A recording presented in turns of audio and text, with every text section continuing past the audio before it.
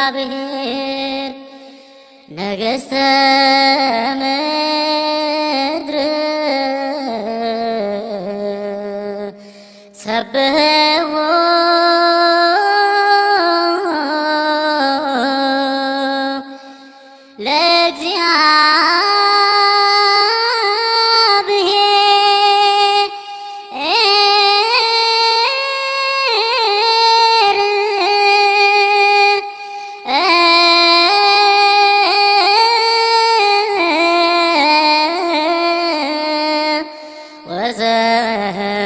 ወዘምሩ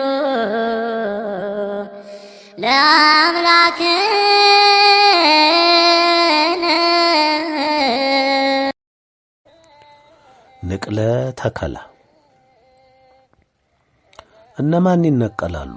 አዎን በመላው ዓለም ያሉ በመግቢያው እንደተገለጸላችሁ ለቀደመው እባብ፣ ለዘንዶ፣ ለሐሰተኛው ነቢይ የሰገዱ ያመለኩ ምልክቱንም የተቀበሉ ሁሉ መሪም ተመሪም ሁሉም የሰው ዘር በየትኛውም የምድር ገጽታ ያለ ሁሉ ከዚች ምድር በታላቅ ቁጣ በታላቅ እሳትና መቅሰፍት እንዲጠረግ ይደረጋል። የትኛውም ኃያል አገር ምንም አይነት አቅምና ጉልበት ይኑረው እንደ ትዕቢቱ በሚመጥን እሳት ፍጹም ይጠረጋል። በተለይ ታላላቅ ነን የሚሉ አገሮች ኒኩለር ጨብጠናል፣ ሚሳኤል፣ ጀት፣ የጦር መርከብ አለን፣ ሁሉን እንገጥማለን የሚሉ የዲያብሎስ አለቆች በታላቅ ቁጣ ምድርም ሰማይም አይተውትም ተመልክተውትም በማያውቁት ከባድ እሳት ሙሉ በሙሉ ከዜጎቻቸው ጋር ይጠረጋሉ። እነማን ይድናሉ ለሚለው በመልእክት 3 እንደተገለጸው በመልእክት 8 በመልእክት 5 እንደተገለጸው ይሆናል። የኢትዮጵያ ኦርቶዶክስ ተዋሕዶ ቤተክርስቲያን ከፈረሰችበት ከተቃጠለችበት በመናፍቅ በካቶሊክ በደህንነት ሰላይ በካድሬ ቄስ ከተተበተበችበት ከአጥፊዎቿ የተላቀቀችበት ሁኔታ ይፈጠራል። እነዚህ ሁሉ ጠላቶቿ በእግዚአብሔር ፍርድ ተጠርገው ለእሳት ይጣላሉ። እግዚአብሔር የወደዳቸው የመረጣቸው ያጸደቃቸው አገልጋዮች ስፍራውን ይረከባሉ። እነማን ይተከላሉ? አዎን እግዚአብሔር ወደ ትንሣኤው ይሻገሩ ዘንድ የወደዳቸው ሁሉ በመላው ዓለም ይተከላሉ። የሚበዙ የምድራችን ከተሞች ሁላችሁም እንደምታውቁት ሰንበትን በመጣስ የተገነቡ ዲያብሎስን በአንድም በሌላም መንገድ ለማንጸባረቅና ለማስረጽ የተሰሩ ናቸውና ሙሉ በሙሉ ይጠረጋሉ።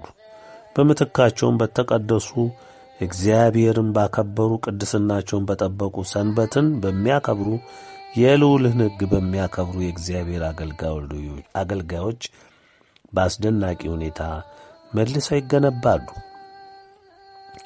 በሁሉም የምድር ገጽ እንዳስፈላጊነቱ ጊዜያዊ አስተዳደሮች በኢትዮጵያ ዓለም ብርሃናዊ መንግሥት ስርና ገዥነት ይዋቀራሉ። የመጀመሪያው የመንግሥት አወቃቀር በኢትዮጵያችንና በዙሪያ ባሉ አገሮች በመልእክት 8 እንደተገለጸው ይመሰረታል። ዓለም በግልጽ ልዑልም ድንግልም የሚከብሩባትን ኢትዮጵያን በኢትዮጵያ ዓለም ብርሃናዊ መንግሥት ስር ደምቃና በተወደዱት በተመረጡት ለትንሣኤ በታጩት ልጆቿ አብርታ ያያሉ። ከተዋሕዶ ኦርቶዶክስ ውጭ የሆኑ እምነቶች፣ ተቋሞች፣ የጣዖት ቤቶች፣ የካቶሊክ፣ የመናፍቅ፣ የእስላም፣ የነ ቻይና፣ የነ ህንድ፣ የሌሎችም የጣዖት ማምለኪያዎች በዲያብሎስ ለረጅም ዘመን በምድር ላይ ተኰልኩለው የሰውን ልጅ ለእሳት ለሲኦል የዳረጉ ሁሉ በታላቅ ቁጣ ከምድረ ገጽ ከነ ተከታዮቻቸው ከነ አገልጋዮቻቸው ይጠረጋሉ። ዛሬ እንደምናየው የዓለም መንግሥታት ኅብረት፣ የአውሮፓ ኅብረት፣ የአፍሪካ ኅብረት፣ የኤሽያ ትብብር፣ የላቲን ኅብረት፣ የአረብ ሊግ የመሳሰሉት ሁሉ ከምድረ ገጽ ይጠፋሉ። መሰብሰብም መወሰንም መነጋገርም አይቻልም። እስትንፋስ አይሰጥም።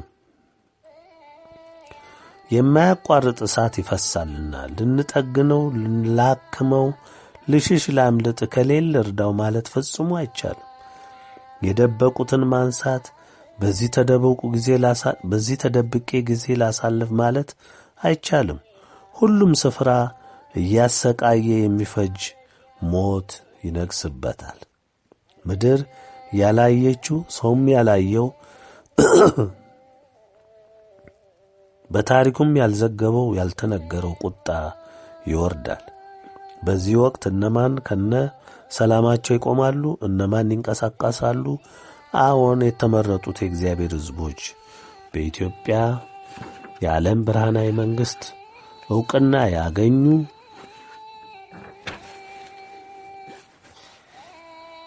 ግለሰቦች፣ አገሮች ብቻ መንቀሳቀስ ይችላሉ።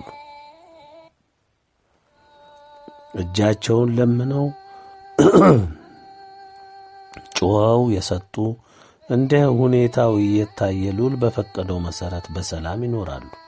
ከቁጣ የተረፉት መልሰው በኢትዮጵያ የዓለም ብርሃናዊ መንግሥት ስር እንደ ሕግጋተ ሥላሴ ሕግ መሠረት ይተከላሉ። ተከላም ነቀላም በጥፋት ውስጥ ይካሄዳል። በመላው ዓለም በየትኛውም ገጽ የኢትዮጵያ የዓለም ብርሃናዊ መንግሥት ተዋቅሮ ጸንቶ እስከሚተከል ድረስ ዓለም ባልተቋረጠ የእሳት ጠረጋ ውስጥ ትቆያለች። ለጥፋት ሰዎች ሺዎችን ዘመናት ምድርን ያጠፉ የዲያብሎስ አገልጋዮች በሙሉ ተጠርገው ትቢያ ይሆናሉ። የኢትዮጵያ ትንሣኤ የለም ሲሉ የነበሩ እየሞቱ ኢትዮጵያ በአስፈሪነት በታላቅ ክብር ምድርንና የጥጋበኞችን ዓለም በአምላኳ እየጠራረገች እየቀበረች በታላቅ ግርማ ስትነሣ ዐይናቸው ያያል። እያዩ እየሰሙ ነው ወደ ሞታቸው የሚሄዱት። ለእግዚአብሔር ሕዝብ ለኢትዮጵያ ተዋሕዶ ኦርቶዶክስ አማኝ ሲሰፍሩ የነበሩትን መከራ በብዙ መቶ እጥፍ እየተሰፈረላቸው የእግዚአብሔርን ሕዝብ ክብር በሞታቸው ውስጥ ሆነው እያዩ ወደ መቃብራቸው ይወርዳሉ። ከፊት የሚፈጸመው ይህ የዘረዘርኩልህ ክንዋኔ አሁን የሚከናወን ነው። ረጅም ጊዜ አለ እያልክ እንዳታላግጥ የሚያስችል ነገርና ጊዜም የለም። ልታላግጥ የሚያስችል ነገርና ጊዜም የለም። መልእክቱ እንደወጣ በውሳኔውና በትእዛዙ እንደሚገለጠው ወቅት ጀምሮ እርምጃ ይከናወናል። አንዳንዶች በእርግጥም እርምጃው ሲጀምራቸው፣ ሲጠርጋቸው ወይም እሳቱ እነሱን ለመብላት ሲገሰግስ የሚደነግጡና ለካ እውነት ነው እንዴ ወዴትና ምልጥ የሚሉ እንደሚበዙ እርግጥ ነው። ምንም ዋጋ የለው። አስቀድሞ ነበር መጥኖ መደቆስ። አሁን ምን ያደርጋል? ድስት ጥዶ ማልቀስ ይላሉ አባቶቻችን። ስትመከር፣ ስትገሰጽ፣ በአባታዊ ቅጣት ስትቀጣ መመለስ ለማን ገደደ? ያኔ የታመንክበት ጥበብህ ያደራጃቸው ዲያብሎስ ያስጨበጠ ድንቅ በሆኑ ሕንጻዎች ውስጥ የኮለኮልካቸው ማምለኪያዎች ጣዖቶች አስጡልኝ በላቸው። ልክ ፈርዖን በእግዚአብሔር ቁጣ ሲመታ የሚያመልከውን ሶካር የሚባል ጣዖቱን ታቅፎ ነበር አድነኝ ያለው። አንተም ጆሮህን የደፈንክ ኢትዮጵያ የዓለም ብርሃን መልእክታት ለ15 ዓመታት ባጠገብህ ሲፈሱ መች ሰማሃቸው? በየፌስቡኩ፣ በቴሌግራሙ፣ በዩቲዩቡ ጧት ማታ ተጥደህ የምትውል ትውልድ፣ በቢሊዮኖች የምትቆጠረው መልእክታቶች ሁሉ በፊትህ አልነበሩም እንዴ? ስቃና ንቃህ እያፌስ ካልተውካቸውም በታላላቅ ቋንቋዎች በሙሉ ተጽፈው በድምፅም ተዘጋጅተው ደርሰውሃል፣ ለምነውሃል፣ ያለመታከት ጮኸዋል። ስለዚህ ዛሬ በፍርድ ስትያዝ ማን ያስጥልሃል? ማንም አያስጥልህም። የተጣላኸው ከሥላሴ ነውና። በዚህ ታላቅ ቁጣ ሱሪ ለባሽ ሴቶች የተጠላ ተግባር እየፈጸማችሁ ነውና አትዱንም፣ ትጠረጋላችሁ። እስካሁን ምድርን እየቀጡ ያሉ ቅጣቶች ሁሉ በመልእክት 3 እንደተገለጸው የመጀመሪያ ደረጃ ቅጣቶች ናቸው። አሁን ደግሞ የሁለተኛው ደረጃ እርምጃ ጅማሮ ምልክት የሆኑ በታሪክ ያልተመዘገቡ የምትሏቸው አውሎ ነፋስ፣ ጎርፍ፣ የመሬት መንሸራተት፣ የትራንስፖርት አደጋ፣ የዘር ፍጅት፣ የሃይማኖት ጦርነት፣ የድንበር ጦርነት፣ የሲቪል ጦርነት፣ የሕዝብ አለመገዛት፣ እነዚህ ሁሉ በመጀመሪያ ደረጃ ቅጣት ውስጥ የታዘዙ ነበሩ። ዛሬ ኮሮና፣ ኢቦላ እያልክ የምትጠራቸው በሽታዎች፣ በተለይም ኮሮና እያልክ የምትጠራቸው በሽታ በእኛ አጠራር መቅሰፍት ምን ያህል እንዳናወጠህ አይተሃል፣ እያየህም ነው። ይህም ከመጀመሪያው እርምጃ የዘለለ አይደለም። ከዚህ መልእክት መለቀቅ በኋላ የሚመጣው ሁሉንም አይነት መቅሰፍት ጠረጋ በሙላት የሚከናወንበት ነው። ጉልበቱም በምድርም በሰማይም ታይቶም ተሰምቶም የማይታወቅ ይሆናል። በ7 ጊዜ 7 እጥፍ 49 እጥፍ መጠን ቢሆንና ከዚያም የሚልቅ ጥፋት ታያለህ። በመላው ዓለም ኮሮና መጣ ብለህ ቤት ዘግተህ እጅን በሳኒታይዘር ታጥበህ ከሰው ተለይተ ለመከላከል ስትጥር ትታያለህ። ይህ ቀላል ነው። ምን ያህል ጎዳህ ታውቀዋለህ። ይኸው እንደምናየው ወደ ፈጣሪህ ደንግጠህ ከመመለስ ይልቅ ክትባት አደረስኩልህ እያልክ ሰው ወደ ፈጣሪው ከመመለስ ይልቅ አሁንም አንተን እንደ አዳኝ እንዲያይህ እያደረግህ ትገኛለህ። ሰው እንዳይጸጸት ወደ ፈጣሪውም እንዳይመለስ ትግል ገጥመሃል። እንደ ለመድከው እንደ ቀደመው ሥራ ዛሬም እኔኑ አምልክ፣ እኔ መፍትሔ አምጪህ ነኝ እያልክ ነው። ስለዚህ ልክ እንደ ፈርዖን ትዕቢትህን አንገሳህልና ሞት መላውን ግብፅ ከድኖ እንደ ጠረጋቸው ሁሉ በብዙ መቅሰፍቶች ሁሉ ፊት ልቡን ያደነደነው ፈርዖን ሞት በሱም ቤት በመላው ግብፅ ምድር በሁሉም ባለሟሎቹ ዘንድ ሲነግስ ያኔ ወዴት ይግባ? ያ ሁሉ ትዕቢትስ፣ ያ ሁሉ ንቀትስ፣ ትችትስ፣ ፌዝስ ወዴት ሄዱ? እባክህ ሂድልኝ፣ የፈለግከውን ወስደህ ሂድ ብሎ አጅሬ ትዕቢተኛው ፈርዖን በሙሴ እግር ስር ወደቀ። አሁንም የሚሆነው ይኸው ነው። ታያታለህ። በየትኛውም የዓለም አገሮች ባለ የሰው ዘር በሙሉ በሁሉም ቤት ሞት ይነግሳል፣ ይቆርጣል፣ ይፈልጣል። ማንም ከልካይ የለውም። በቤትህ ሰቆቃ ነው። ብትወጣም የሚብስ ነው። ወዴት ትሄዳለህ? ይህ ነው የሚሆነው። ልብ በል። እኛ የእግዚአብሔር ሕዝቦች፣ የኢትዮጵያም የዓለም ብርሃን ቤተሰቦች በምንታመንበት የአብርሃሙ ሥላሴ በምንታመንባት ድንግል በእሳት ታጥረን ያለ ጭንቀት ያለ ሐሳብ ፈጣሪያችንን እያመሰገንን የነጻነት በዓላችንን እናከብራለን። በደስታ እንዘምራለን። እኛ ጋር ለመለመን እንኳን በቤትም በደጁም በሁሉም ስፍራ የነገሰውን ሞት የሞት ባህር እንዴት ትሻገራለህ? እግዚአብሔር የወደዳቸው የታደጋቸው ያከበራቸው የትንሣኤው ሙሽሮች ሲፈነጥዙ ታያለህ፣ ግን ወደ እነሱ መድረስ አትችልም። በመሃል አይምሬው ሞት በሁለመናህ ነግሷልና የሚሆነው ይህ ነው። ምን ይበጅሃል አጋጩ የዛሬው ትውልድ? ብርህ አያድን፣ ሕንጻህ፣ ዋሻህ፣ ግንብህ፣ ዘበኛህ፣ ጠመንጃ፣ ታንክህ፣ ጀት፣ መርከብህን ሁሉ አቧራ ይሆናሉ። ማን ያድንሃል? የሚሆነውን ሁሉ እየነገርኩህ ነው። ጊዜው ተፈጽሟልና ጉደኛው ትውልድ ዛሬ ይህ መልእክት እየተዘጋጀ ቀድመን በተለያዩ መግለጫዎቻችን እንዲሁም ትምህርቶቻችን ሳንታክት አልነገርንህም። እኛ ለልጆቻችን ለአድማጮቻችን የተዘጋጁ ምክር ስናስተላልፍ አንተ ትዕቢተኛው አባትህ ዲያብሎስን የቀደመውን እባብ ዘንዶውን ሐሰተኛውን ነቢይ ተማምነህ በእኛ እያፌስክ ከመሪ እስተ መሪ ከሃይማኖት መሪ እስከ ምእመን ሁልህም አላላገጥክም። እኛም እንዲሁ ሞት ሲከድንህ ነፍስህን አውጥቶ ለመውሰድ ሲያስጨንቅህ እያየን የሥራ ውጤት ነውና ከመገረም በላይ ስለ እግዚአብሔር ቅን ፍርድ ከመደመም በቀር ምንም እንደማንረዳ እወቅ። እነዚህ እንግዲህ ዛሬ ከፊትህ የመጡ ሳይውሉ ሳያድሩ የሚፈጸሙ መሆናቸውን እናረጋግጥልሃለን። ጽናቱን ይስጥህ። በምድር የሚቀሩ ምንና ምን ናቸው?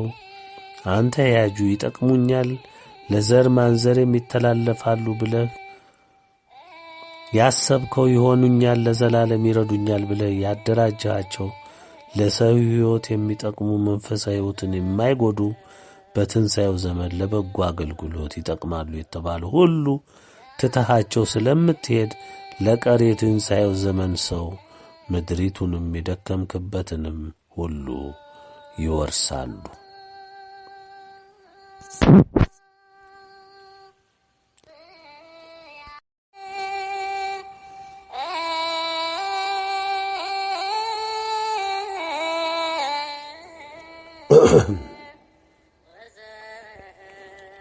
ንጉሠ ነገሥት ቴዎድሮስ ማን ነው?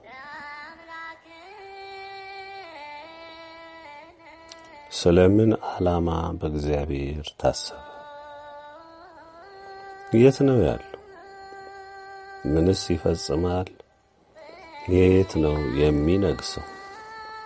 የትኛውን ግዛት ይገዛል? ይህ እውነት በማን ተገለጸ? አባቶችስ ስለዚህ ንጉሥ ምን አሉ? እንግዲህ ወገኖቼ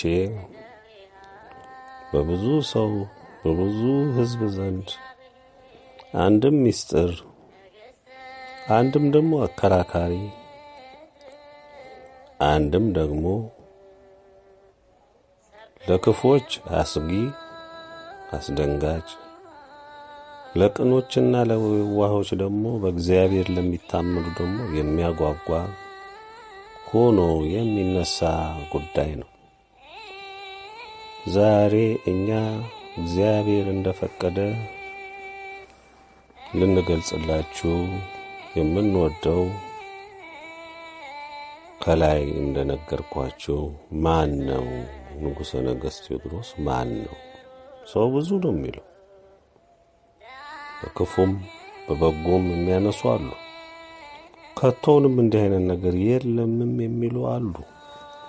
ሁሉም በየፊናው የየራሱን እንደተቃኘበት አስተያየቱን ሲሰጥ ኖሯል።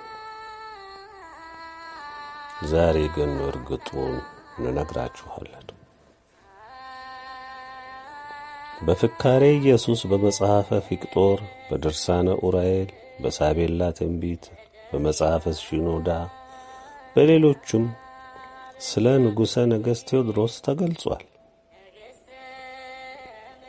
በእግዚአብሔር ቃል እስከ ዛሬ ብዙዎች ባላስተዋሉት እንዲሁ ተገልጿል። ዛሬ በዩቲዩብ፣ በፌስቡክ፣ በሌሎችም ማኅበራዊ ገጾች በተለያየ መልኩ የሚያነሱት እጅግ በዝተዋል።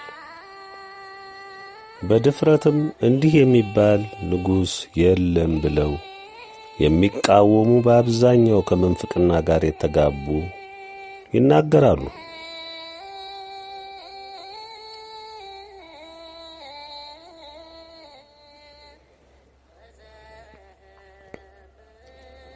ለሁሉም በመጀመሪያ የልዑል ኃይለ ቃል በትንቢተ ኢሳይያስ ምዕራፍ 49 የተጠቀሰውን ቃል ተመልክተን የተቀረውን ሐሳብ እንመጣበታለን።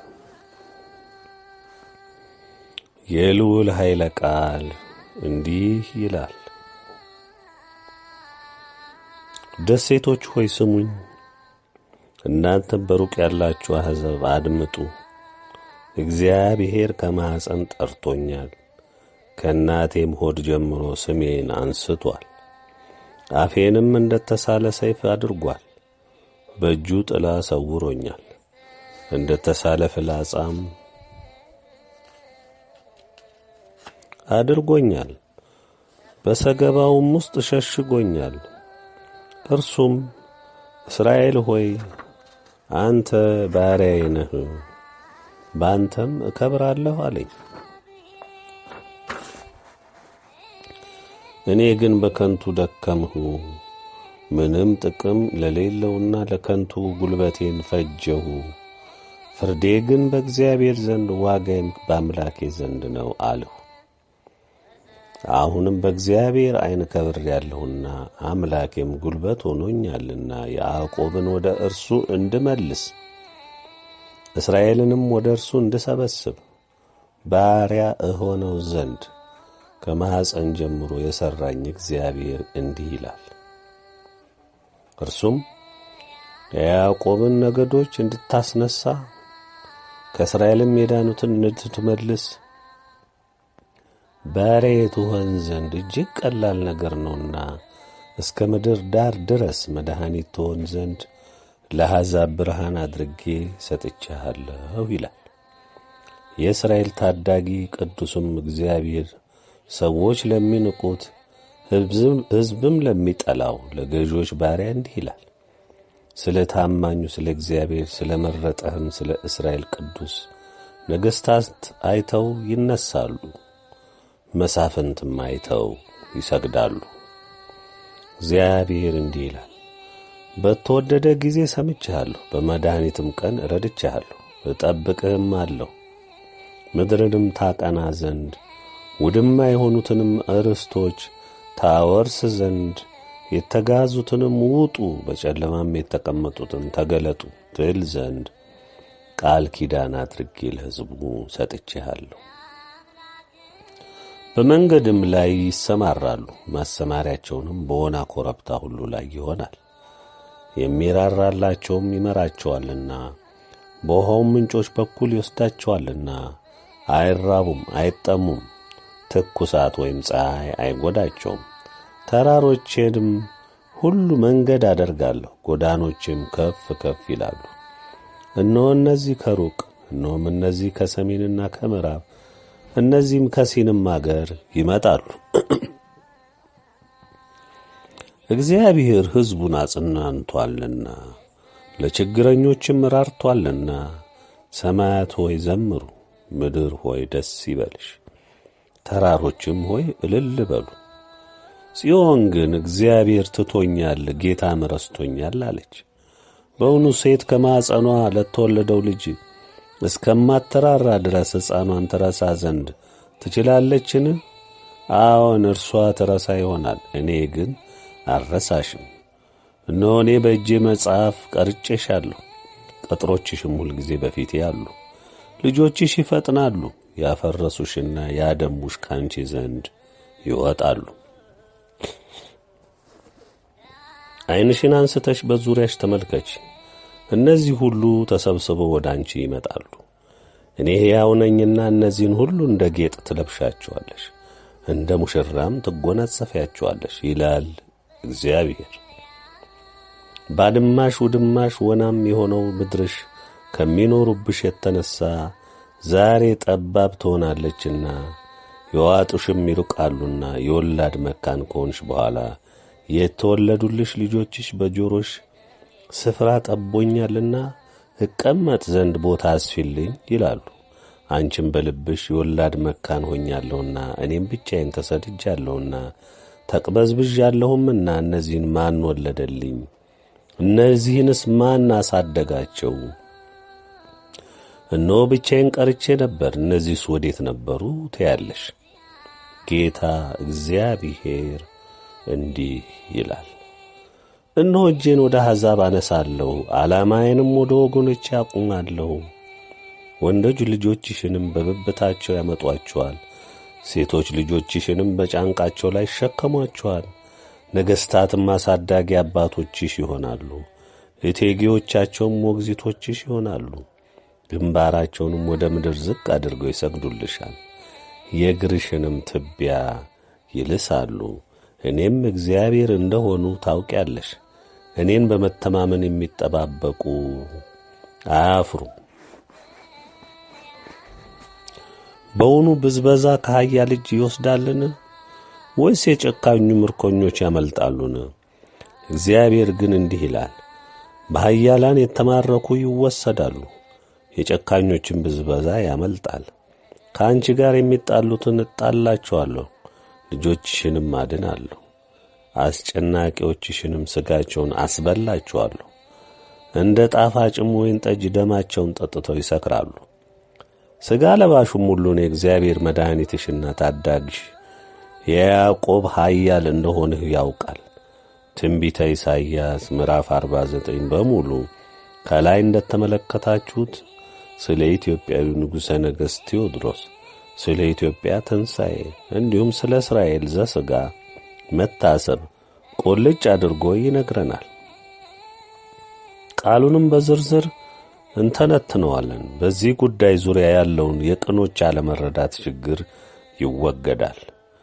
የጥፋታቸው የክህደታቸው ማምታቻ እውነትን አጥፍቶ ማወዛገቢያ ያደረጉ የቀደመው እባብ የዘንዶው የሐሰተኛው ነቢይ ደቀ መዝሙሮችና በቢሊዮኖች የተቆጠረው መላው የዓለም ሕዝብ ሁሉ በክህደትህ ታፍራለህ። ትላንት አዋልድ መጽሐፍ አልከተልም የኢትዮጵያ ትንሣኤ የለም ትል የነበርክ ነቢዩ ዳንኤል እንዳለው በመጨረሻው ዘመን ዕውቀት ይበዛል፣ ሰው በጥበብ የእግዚአብሔርን እውነት ለመመርመር ይነሳል። ዳንኤል ሆይ አንተ ግን መጽሐፉን አትም ዝጋ እንዳለው ልዑል፣ ስለዚህ እናንተ ሥልጣንም ብርሃናዊ ዓይንም የላችሁም፣ የእግዚአብሔርን እውነት ልትገልጹ የሚያስችል እምነትም ስለሌላችሁ ይኸው እኛ የሥላሴ ባሮች መርዶአችሁን እንንገራችሁ።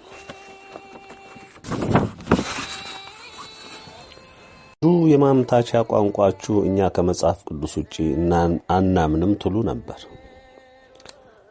የሐሰተኛው ነቢይ ፍጡሮች ናችሁና እናምነዋለን ካላችሁት መጽሐፍ ቅዱስ ውስጥ በግልጽ በማያሻማ መንገድ የተቀመጠውን የትንቢት ቃል አስቀመጥኩላችሁ።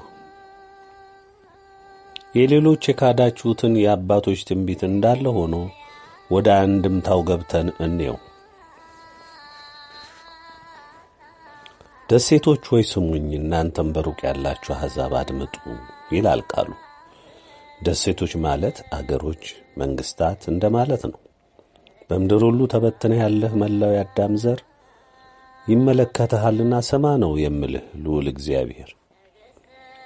እግዚአብሔር ከማኅፀን ጠርቶኛል፣ ከእናቴም ሞት ጀምሮ ስሜን አንስቷል፣ አፌንም እንደተሳለ ሰይፍ አድርጓል ይላል ኃይለ ቃሉ። አንድምታው እግዚአብሔር እያንዳንዱን ፍጥረት ለክብሩ ለወደደው ምግባርና የሕይወት ምልልስ ፈጥሮ እንደ ዕጣ ፈንታው በየስፍራው አድርጎታል። ሰውንም ቢያልቀውም እሱ እንዲህ እንደተወሰነለት የልዑል ዕጣ ፈንታ በምድር እንዲመላለስ አድርጎታል። እኛም ስንፈጠር ለፈቃዱ እንድንገዛ በምድሪቱም እንድንኖር ሲፈቅድልን በወደድነው እንድንሄድ ጨለማና ብርሃን ክፉንና ደጉን በፊታችን አስቀምጦልናል። መርጠን ወደ ወደድነው እጃችንን እንድንሰድ ፈቃዱ ሆኗል። እንዲህም ሲሆን በጎ ስንመርጥ ወደ በጎ የሚመራን መልካሙን መልአክ ያዝልናል። መልካሙን ይመርጠናልና እግዚአብሔር በወደደው መንገድ እንድንማር ያደርጋል። እግዚአብሔርን ምርጫው አድርጎ የሚመላለስ ሰው የሚማረው በእግዚአብሔር ነው። እግዚአብሔር ላሰበው ለፈቀደው ዓላማ ከሰዎች መሃል ለይቶ ለአገልግሎቱ ሰውን ይመርጣል።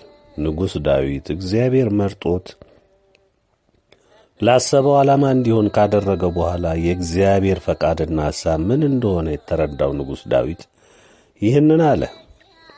ገና በእናቴ ማፀን ሳለሁ አጥንትና ደም ሆኜ ሳልዋደድ በአንተ ዘንድ ታወቅሁ አለ። እግዚአብሔር ከማፀን የጠራው የለየው ላሰበው ዓላማ ነው። በመሆኑም የእግዚአብሔር ምርጫ ገና ሳይፈጠር ነው ያሰበው። ሁሉም ነቢያቶች፣ ሐዋርያት ገና በእናታቸው ማፀን ሳይዋደዱ በፊት ላቀደው ተግባር አስቀድሞ ተመርጠዋል። የመረጣቸውን እንደተሳለ ሰይፍ አድርጓቸዋል። በተናገሩት ሁሉ ዓለምን አንቀጥቅጠዋል። ምክንያቱም በእነሱ ዕቃነት በእነሱ አንደበት ሥራውን የሚሠራው እግዚአብሔር መንፈስ ቅዱስ ነውና። በእጁ ጥላ ሰውሮኛል፣ እንደ ተሳለ ፍላጻም አድርጎኛል፣ በሰገባውም ውስጥ ሸሽጎኛል ይላል ኃይለ ቃሉ። ዛሬ እግዚአብሔርን የፍርድ ቃል ተግሣጹን በኢትዮጵያ ዓለም ብርሃን መልእክታት አማካኝነት እየሰማችሁ ነው። ነገር ግን በአካል እኔን የልዑል ባሪያ አላያችሁም። ለምን? ሰዓቱ እስኪሞላ ድረስ ሸሽጎኛልና 15 ዓመታት በላይ እንደ ሸሸገኝ ነውና። በዚህ የእግዚአብሔርን አሰራር ልታውቁ ይገባል። እርሱም እስራኤል ሆይ አንተ ባሪያዬ ነህ፣ በአንተም እከብራለሁ አለኝ። እኔ ግን በከንቱ ደከምሁ፣ ምንም ጥቅም ለሌለውና ለከንቱ ጉልበቴም ፈጀሁ። ፍርዴ ግን በእግዚአብሔር ዘንድ ዋጋዬም በአምላኬ ዘንድ ነው አልሁ። እንግዳ ላይ ለቃሉ እግዚአብሔር ለመረጠው በግልጽ ይናገራል። አንተ ባሪያዬ ነህ ይላል። በዚህ በመረጠው ዕቃ ስለሚገለገልበት በጎ ፈቃዱ ሁሉ በዚህ በመረጠው ሰው ላይ አድሮ ስለሚከናወን ልዑል ይከብርበታል። ወገኖች ይህን ቃል ስገልጸው በእውነት ያስገርመኛል። በልቤ የነበረውን በሐሳቤም ሳመላልሰው የነበረውን ቃል ቢኖር ይህ ቃል ነው። በከንቱ ደከምሁ፣ ምንም ጥቅም ለሌለውና ለከንቱ ጉልበቴም ፈጀሁ። ፍርዴ ግን በእግዚአብሔር ዘንድ ዋጋዬም በአምላኬ ዘንድ ነው አልሁ። ይህን እውነት ስገልጸው እኔው ቃሉን ያሰፈርኩት ያህል ይሰማኝ ነበር። በዚህ መልእክት ውስጥ ስለ ራሴ የሕይወት ምልልስና የመከራ አይነት መግለጽ ስለማልፈልግ የፈለገ ልዑልን ይጠይቅ። ካልቸኮላችሁ ሁሉም ስለሚገለጽ ወደ ብርሃን የማይወጣ ስለሌለ ትሰሙታላችሁ። በግሌ ግን የመጣሁበትን ጎዳና ማሰብ አልፈልግም። እሱን ሳስብ መቋቋም የሚያቅተኝ እውቅታ ውስጥ ስለምገባ ብዘለው መልካም ነው። ወገኖቼ እንዳትቀየሙ።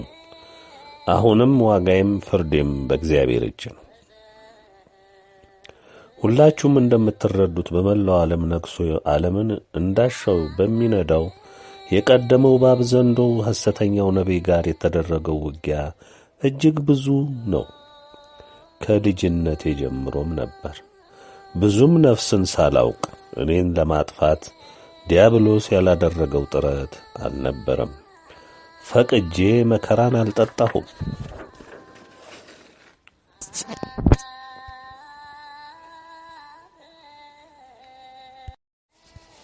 ሌላውን ሁሉ ልተወውና መልእክታቱ ወደ እናንተ አደርስ ዘንድ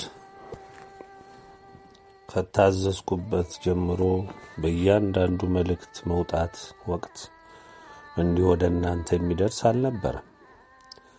ዛሬ የማልገልጸው ከባድ ዋጋ ተከፍሎበታል። ዲያብሎስ የማጥቂያ ስልቱ እጅግ ብዙ ነው። በእግዚአብሔር ኃይል ብናልፈውም ሳንጎዳበት ቀርተን አይደለም። እንደ ግሌም እንደ ቤተሰብም ውድ ዋጋ ከፍዬበታለሁ። ዕድሜን ሰፍሬበታለሁ። ብዙዎች ክብርን፣ ማዕረግን፣ ሀብትና ክብረትን፣ መወደስን ይሻሉ። ይህ በሥጋው ዓለም ለሚኖሩ እጅግ የሚመኙት ነው። እውነትን ለተረዱት እግዚአብሔርን ለሚወዱ ግን ይህ ትርጉም የለውም። ፍላጎታቸውን ሁሉ የሚያርፈው የዚችን ምድር ክፉ ውጣ ውረድ ቶሎ አልፎላቸው ወደ አባቶቻቸው ወደ ገነት መሄድን ነው። እኔም በሕይወት ዘመኔ ካየሁት ፍዳና መከራ አንጻር በዚች ምድር ላይ መኖር እጅግ ያስመረረኝ ነው። ብቆይ እንኳን ለፈጠረኝ አምላክ ፈቃድ ለክብሩ ለከበረው ስሙ እስከ ጠቀምኩና በአገልግሎቱ እስካስደሰትኩት ድረስ ብቻ ነው። ዛሬ እኔ የሥላሴ ባሪያ የምኖረው ላገለግለው፣ ልታዘዘው፣ ፈቃዱን ልፈጽም፣ እናቴንም ፈቃዷን ልፈጽም ብቻ ነው። ከዚህ ውጪ ምንም የምሻው የሚያረካኝ የለም። ሩጫዬን ጨርሼ በአካሄዴ የወደደኝን አምላኬን አስመልኬ ፈቃዱ ተፈጽሞ ከብሮ ዘወትር ተመስግኖ ካየሁ ለእኔ ካሳዬ እሱ ብቻ ነው። ከዚች ምድር ላይ እምሻው ለሥጋዬ ብዬ የማስበው የለም። እርግጥ ለምትሰሙት እጅግ ሊያስደነግጣችሁ ይችላል።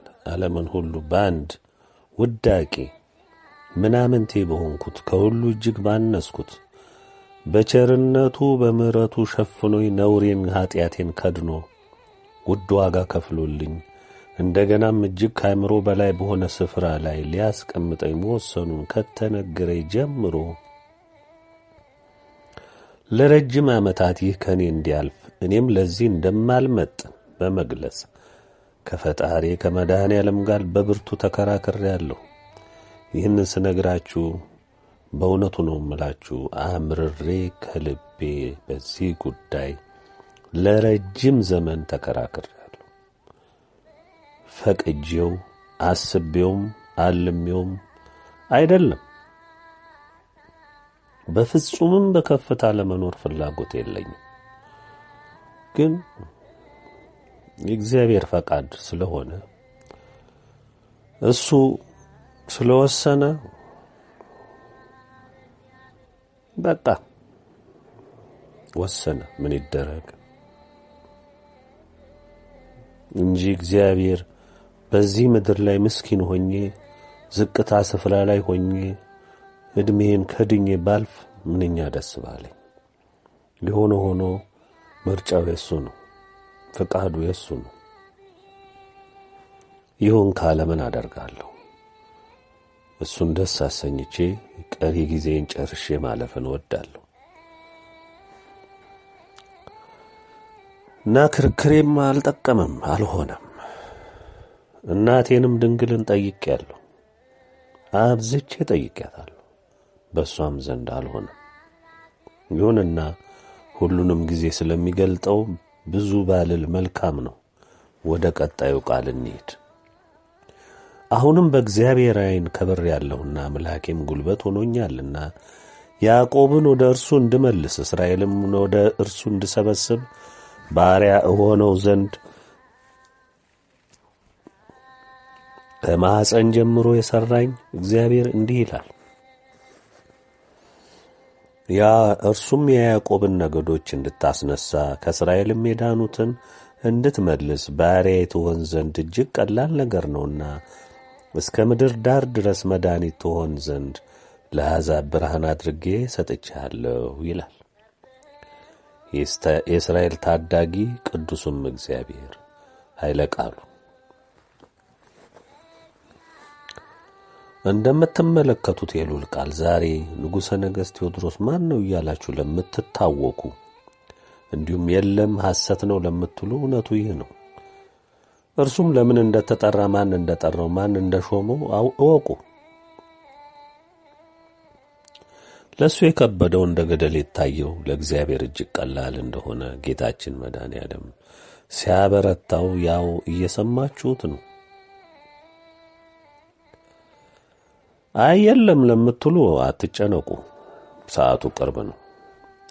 አለመኖሩም በተግባር ራሱ ጊዜውም የጉዳዩ ባለቤትም ሲገለጥ ታዩታላችሁ።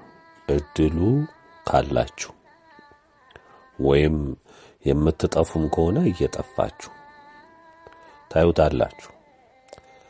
ቃሉ ይቀጥላል። ለገዢዎች ባሪያ እንዲህ ይላል፣ ስለ ታማኙ ስለ እስራኤል ቅዱስ ነገሥታት አይተው ይነሳሉ፣ መሳፍንትም አይተው ይሰግዳሉ። መላው ዓለም ለገዢዎች ባሪያ ይሆን ሁሉ ስለ እግዚአብሔር ቅን ፍርድ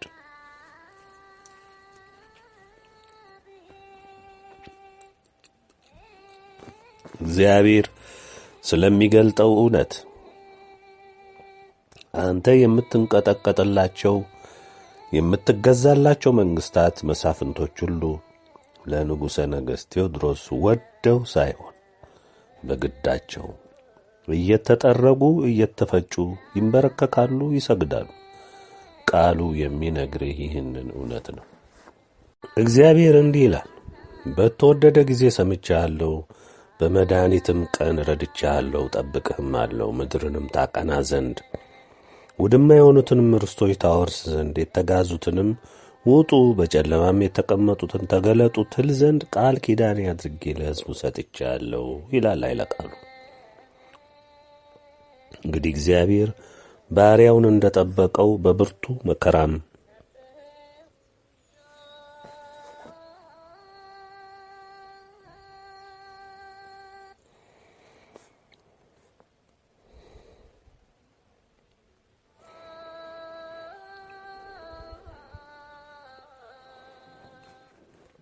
በብርቱ መከራ ውስጥ እንዳዳነው እንደሰማው እንደሚጠብቀው አረጋግጦለታል። ልብ በሉ። ምድርንም ታቀና ዘንድ ማለት የፈረሰውን የጠፋውን እንደቀደሙ ይመልስ ዘንድ ባሪያውን አዟል። የተጋዙትንም ውጡ፣ በጨለማም የተቀመጡትን ተገለጡ ትል ዘንድ ይላል ቃሉ። ንጉሡ የተሰጠው ቀዳሚ ተግባር የታሰሩትን የተሳደዱትን በዲያብሎስ ዓይን የተዘመተባቸውን ስለ ቀናቸው የተዋህዶ እምነታቸው የተሰቃዩትን ሁሉ ይገለጡና ወደ ብርሃን ይመጡ ዘንድ ያደርጋል። እግዚአብሔር ቀጥሎም እንዲህ ይላል፣ ቃል ኪዳን አድርጌ ለሕዝቡ ሰጥቻለሁ። እንግዲህ ለሕዝቡ እግዚአብሔር በገባው ቃል መሠረት ንጉሡን ለሕዝቦቹ ሰጥቷል። በመንገድም ላይ ይሰማራሉ፣ ማሰማሪያቸውም በወና ኮረብታ ሁሉ ላይ ይሆናል። የሚራራላቸውም ይመራቸዋልና፣ በውኃውም ምንጮች በኩል ይነዳቸዋልና፣ አይራቡም አይጠሙም። ትኩሳት ወይም ፀሐይ አይጎዳቸውም። ተራሮቼንም ሁሉ መንገድ አደርጋለሁ ይላል ኃይለ ቃሉ። እግዚአብሔር በመጪው መልካም ዘመን በትንሣኤው ዘመን በባሮቹ በኩል ሕዝቦቹን እንዴት እንደሚመራ መልሶም እንደሚተክል አብሮአቸውም እንደሚሆን መሰናክሉንም እንደሚያስወግድ ይነግረናል። ከተራራ የገዘፈ የለም። እሱን ሁሉ አስወግዶ መንገድ እንደሚያደርግ ልዑል ቃሉን ሰጥቷል። የዛሬ ተራሮች መንግስታት፣ ኃይላት፣ ሐሰተኛ እምነቶች ሕዝቡን ያጠፉ ሁሉ በታላቅ ጉልበት ተኮፍሰው የምናያቸው ሁሉ ይወገዳሉ። እውነቱ ይሄ ነው። ጎዳኖችም ከፍ ከፍ ይላሉ ይላል ኃይለ ቃሉ። እግዚአብሔር የሚወስዳቸው ቅን ፍርዶች ሁሉ በዚያ ዘመን ለትንሣኤው ለታጩት ሁሉ መንገዶች ሁሉ ሰላም፣ በረከት፣ ፍቅር፣ ደስታ የሚሆንበት እግዚአብሔርን በፍጹም ልብ፣ በፍጹም ሐሳብ፣ በፍጹም ነፍስ የሚመለክበት የከበረ ከፍ ከፍ ያለም የብርሃን ዘመን ይሆናል። እነሆ እነዚህ ከሩቅ እነሆም እነዚህ ከሰሜንና ከምዕራብ እነዚህም ከሲንም አገር ይመጣሉ። እግዚአብሔር ሕዝቡን አጽናንቶአልና ለችግረኞችም ራርቶአልና። ሰማያት ሆይ ዘምሩ፣ ምድርም ሆይ ደስ ይበልሽ፣ ተራሮችም ሆይ እልል በሉ ይላል ኃይለ ቃሉ። በመጪው ዘመን በትንሣኤው ዘመን ከሁሉም የምድር ገጽታ ወደ ኢትዮጵያ ለመጽናናት ለመዳን ይመጣሉ። እግዚአብሔር ከታላቁ ቁጣ የተረፈውን የተቸገረውን ሁሉ ያጽናናል። ለሕዝቡ ራርቶአልና እግዚአብሔርን ስለ ቅን ፍርዱ ስለ ሕዝቡ ርኅራኄ ሰማያትም ምድርም መንግሥታትም እልል ይላሉ። የሚሆነው ወገኖቼ ይህ ነው። ጽዮን ግን እስራኤል እግዚአብሔር ትቶኛል ጌታም ረስቶኛል አለች። በእውኑ ሴት ከማጸኗ ለተወለደው ልጅ እስከማትራራ ድረስ ሕፃኗን ትረሳ ዘንድ ትችላለችን? አሁን እርሷ ትረሳ ይሆናል፣ እኔ ግን አልረሳሽም። እኔ በእጄ መጽሐፍ ቀርጬሻለሁ፣ ቅጥሮችሽንም ሁልጊዜ በፊቴ አሉ። ልጆችሽ ይፈጥናሉ፣ ያፈርሱሽና ያወደሙሽ ከአንቺ ዘንድ ይወጣሉ ይላል ኃይለ ቃሉ። ይህ ቃል ስለ እስራኤል ዘሥጋ የሚናገር ነው። በመልእክት 3 እንደተገለጠው እስራኤል በመጪው የትንሣኤ ዘመን በኢትዮጵያ ብርሃናዊ መንግሥት ስር የራሷ የውስጥ አስተዳደር መብት ተሰጥቷት ከቁጣው የተረፉትን ልብ በሉ፣ ከቁጣው የተረፉትን ሕዝቦቿን ይዛ እንደ ታናሽ የኢትዮጵያ እህት ሆና በመንፈሳዊ አስተዳደር በኢትዮጵያ ተዋሕዶ ኦርቶዶክስ ብርሃናዊ አመራሮች እየተመራች ተጽናንታ ትኖራለች።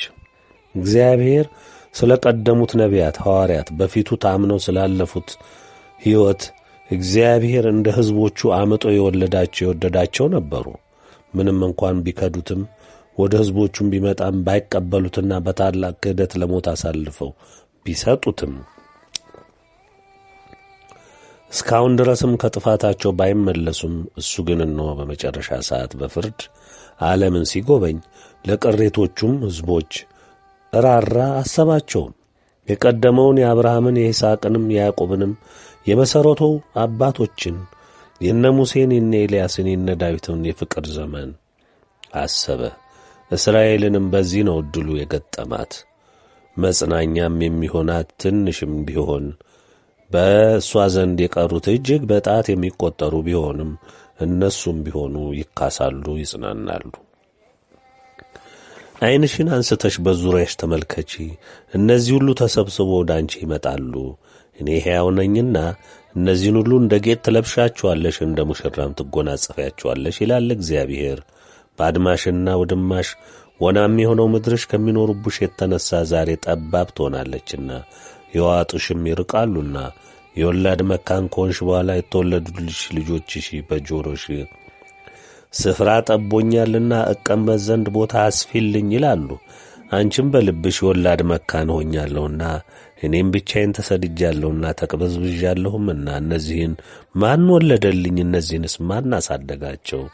እነሆ ብቻዬን ቀርቼ ነበር፣ እነዚህስ ወዴት ነበሩ ትያለሽ ይላል ኃይለ ቃሉ። እግዚአብሔር የታመነ አምላክ ነው፣ በቃሉ የጸና ነው። ኢትዮጵያ በእግዚአብሔር ፊት ስትታሰብ በሁለመናዋ ነው የምትጠገነው። ያጣችውን ተስፋ የቆረጠችበትን የተሳደዱባትን ሁሉን እግዚአብሔር ይመልሳል። ባድማው ሁሉ ይለመልማል። ኢትዮጵያ የሁሉ ምድር መጽናኛ ትሆናለችና ስፍራ እስከሚጠብ የትንሣኤ ሙሽሮችም የሚደምቁባት ትሆናለች። ግዛቷም እጅግ ይሰፋል። መካን ሆንኩ፣ ሁሉን አጣሁ፣ እንደ ጠላት ተቈጠርኩ፣ ልጆችም ጠፉ ብላ ተስፋ የቈረጠችው ኢትዮጵያ ከመላው ዓለም ሁሉ የሰው ዘር እንደ አዲስ በተዋህዶ ተወልዶ ለክብሯ ጌጥ ይሆናል። ጌታ እግዚአብሔር እንዲህ ይላል፣ እነሆ እጄን ወደ አሕዛብ አነሳለሁ፣ ዓላማዬንም ወደ ወገኖቼ አቆማለሁ። ወንዶች ልጆችሽንም በብብታቸው ያመጧቸዋል፣ ሴቶች ልጆችሽንም በጫንቃቸው ላይ ይሸከሟቸዋል። ነገሥታትም አሳዳጊ አባቶችሽ ይሆናሉ፣ እቴጌዎቻቸውም ሞግዚቶችሽ ይሆናሉ። ግንባራቸውንም ወደ ምድር ዝቅ አድርገው ይሰግዱልሻል፣ የእግርሽንም ትቢያ ይልሳሉ። እኔም እግዚአብሔር እንደሆኑ ታውቂያለሽ ይላል አሁንም ኃይለ ቃሉ። እግዚአብሔር እጄን ወደ አሕዛብ አነሳለሁ፣ ዓላማዬንም ወደ ወገኖቼ አቆማለሁ ሲል በመልካሙ ዘመን በመጠገኛው ዘመን አሕዛብን ወደ ዓላማው ወደ እውነት መግለጫው ወደሚከብርበት ምድር ወደ ኢትዮጵያ የሚጠራበት እንደሚሆን ያመለክታል።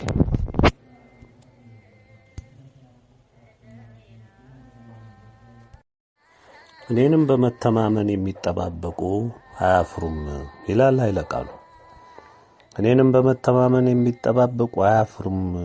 በእውኑ ወገኖቼ የዚህን ቃል እንድምታ በሚገባ ታስተውላላችሁን? አዎን፣ ሕሊናውን ያልተከደነ ማስተዋሉ ያልተጋረደ ይረዳል ብዬ አምናለሁ።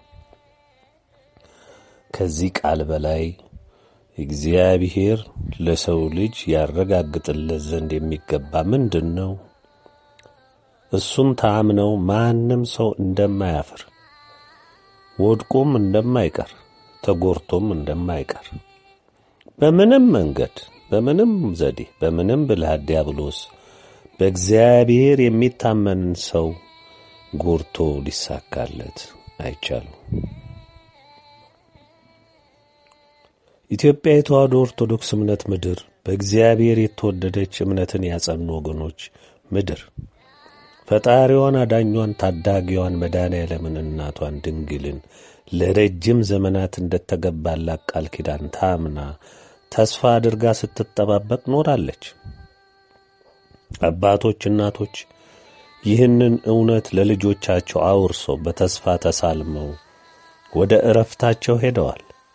የእግዚአብሔር ቤተሰቦች፣ የድንግል ልጆች ታላቁ ነቢይ ኢሳይያስ የኖረው ከጌታችን መወለድ በፊት ነው። ስለ ኢትዮጵያ ታላቅነት፣ ወደፊት ስለሚጠበቃት የጸና ታላቅ ተስፋ ከልዑል ተገልጦለት እሱም የአምላኩን ቃል ኪዳን በትንቢት መጽሐፉ አስፍሮልን አልፏል። ሰዓቱ ሲደርስ እነሆ እግዚአብሔር ቃሉንና ምስጢሩን እየገለጠ መጣ። ኢትዮጵያ የቃል ኪዳን ምድር እንደሆነች ይህንን እውነት ያመኑና የተረዱ እጅግ ጥቂት ወገኖች ተስፋ ሳይቆርጡ ሲጠባበቁ ኖረዋል። እግዚአብሔር አንድ ቀን እውን ያደርገዋል ብለው ታምነው ቆመዋል። እኛም የመልእክቱ አድራሾች እንዲሁ በተስፋ ጸንተን ስንጠብቅ ቆይተናል። እግዚአብሔር ኃያል የታመነ ጌታ በመተማመን የሚጠብቁትን አያሳፍርም። እውነቱ ይህ ነው። ዛሬም የምነግርህ ተስፋህ እነሆ እውን ይሆናል። ደርሰህበታል። የካዱትም የናቁትም ያቃለሉትም ተስፋን የማይሰጥ የማይፈርድ የማይታደግ አድርገው የቆጠሩት ሁሉ እነሆ ያዩታል። በቅን ፍርዱም እየጠረገ ይሸኛቸዋል። በቃሉ አላግጠዋል። እውነትን በውሸት ለውጠዋል። የሐሰት እምነትን ታምነዋል። በእውነት የቆሙትን አጥፍተዋል። ለዲያብሎስ ለዘንዶው ለሐሰተኛው ነቢይ ትምህርት ተንበርክከዋል። በዮሐንስ ራእይ 20 የተገለጠውን እውነት ክደዋል።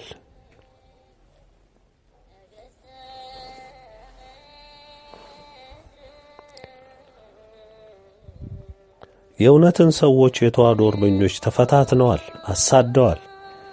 የኢትዮጵያ የጸና ተስፋ የገለጥነውን ኢትዮጵያ የዓለም ብርሃን መልእክታትን በድፍረት ተቃውመዋል። ዛሬስ የትንቢተ ኢሳይያስ ምዕራፍ 49 በሙሉ ከላይ እንደገለጽነው ይህን ደግሞ እንዴት ታስተባብሉ ይሆን? መቼም ደፋሮች ናችሁና የሐሰተኛው ዲያብሎስ ልጆች ናችሁምና ውሸት ልብሳችሁ ስለሆነ የድፍረት ኃጢአትን ለመስራት ትሞክሩ ይሆናል። ግን በአንድ ነገር እርግጥ እንዲሆን ላረጋግጥላችሁ ጊዜ የለም፣ አብቅቷል፣ መሽቶባችኋል። አሁን ከፊታችሁ ሁሉም ነገር ተጭኖ መጥቷል። መግቢያ የለም፣ መደበቂያ በፍጹም የለም፣ አበቃ። በውኑ ብዝበዛ ከኃያል እጅ ይወስዳልን? ወይስ የጨካኙ ምርኮኞች ያመልጣሉን? እግዚአብሔር ግን እንዲህ ይላል፣ በኃያላን የተማረኩ ይወሰዳሉ፣ የጨካኞችን ብዝበዛ ያመልጣል። ከአንቺ ጋር የሚጣሉትን አጣላቸዋለሁ፣ ልጆችሽንም አድናለሁ፣ አስጨናቂዎችሽንም ሥጋቸውን አስበላቸዋለሁ። እንደ ጣፋጭም ወይን ጠጅ ደማቸውን ጠጥተው ይሰክራሉ። ስለ ጋለባሹም ሁሉ እኔ እግዚአብሔር መድኃኒትሽና ታዳጊሽ የያዕቆብ ኃያል እንደሆኑት ያውቃሉ ይላል አይለቃሉ። ዛሬ ዓለም በትዕቢቷ የተሞላች ናት፣ አትሰማም። እንኳን እኛ ድሆቹን የተናቅነውን የተሻሉትን እንኳን አይሰሙም። ምክንያቱም የዘመኑ ኃያላን ናቸው። ከአሜሪካ እጅ ወይም ከራሻ አሊያም ከእንግሊዝ እጅ አንድ ድሃ ሀገር የሚሻውን በጉልበት ይወስዳልን? አይታሰብም፣ አይሞከርም። ሁሉም የሦስተኛ ዓለም ሀገር ከአውሮፓ ተዋግቼ ከሁሉም የምድሪቱን ኃያላን ተዋግቼ ምርኮ ወስዳለሁ የሚል የአፍሪካ ሀገር በሕሊናችን ልናስበው አንችልም። ነገር ግን ይህ እውነት ሁሉም የዘመኑ ሰው የሚያምንበት እንደሆነ ግልጽ ነው። ተገረሙ እንጂ ይህ እውነት ይገለበጣል። እንዴት ይሆናል? አዎን ይሆናል። አይሆንም የምትሉት በእግዚአብሔር ይቻላልና። ልብ በሉ፣ በኃያላን የተማረኩ ይወሰዳሉ፣ ከኃያላኑ እጅ በግድ ነፃ ይወጣሉ። ጨካኞች የዚህ ዘመን ኃያሎች ያጎሯቸው ያመልጣሉ፣ ነፃ ይወጣሉ። እውነቱ ይህ ነው። ወገኖቼ ልብ በሉ። ከፊታችሁ የደረሰው እውነት በተግባር ሲፈጸም ታያላችሁ። የእግዚአብሔር ቃል ተረት የሆነባችሁ የዘመኑ አለቆች፣ ኃያላን ፈራጆች፣ የምድር ነገሥታቶች ሁሉ ከነትምክህታችሁ በእሳት ትጠረጋላችሁ። የዓለማችን ኃያል ወዳችሁ አይደለም በምድር የምታሰቃዩአቸውን የምትለቁት። በቁማችሁ እሳት ሲበላችሁ ሞትን ስትለምኑ ያኔ በራሳችሁ ለምናችሁ ይደረግ የተባላችሁትን ሁሉ ከሚፈለገው በላይ ሁሉ ታደርጋላችሁ።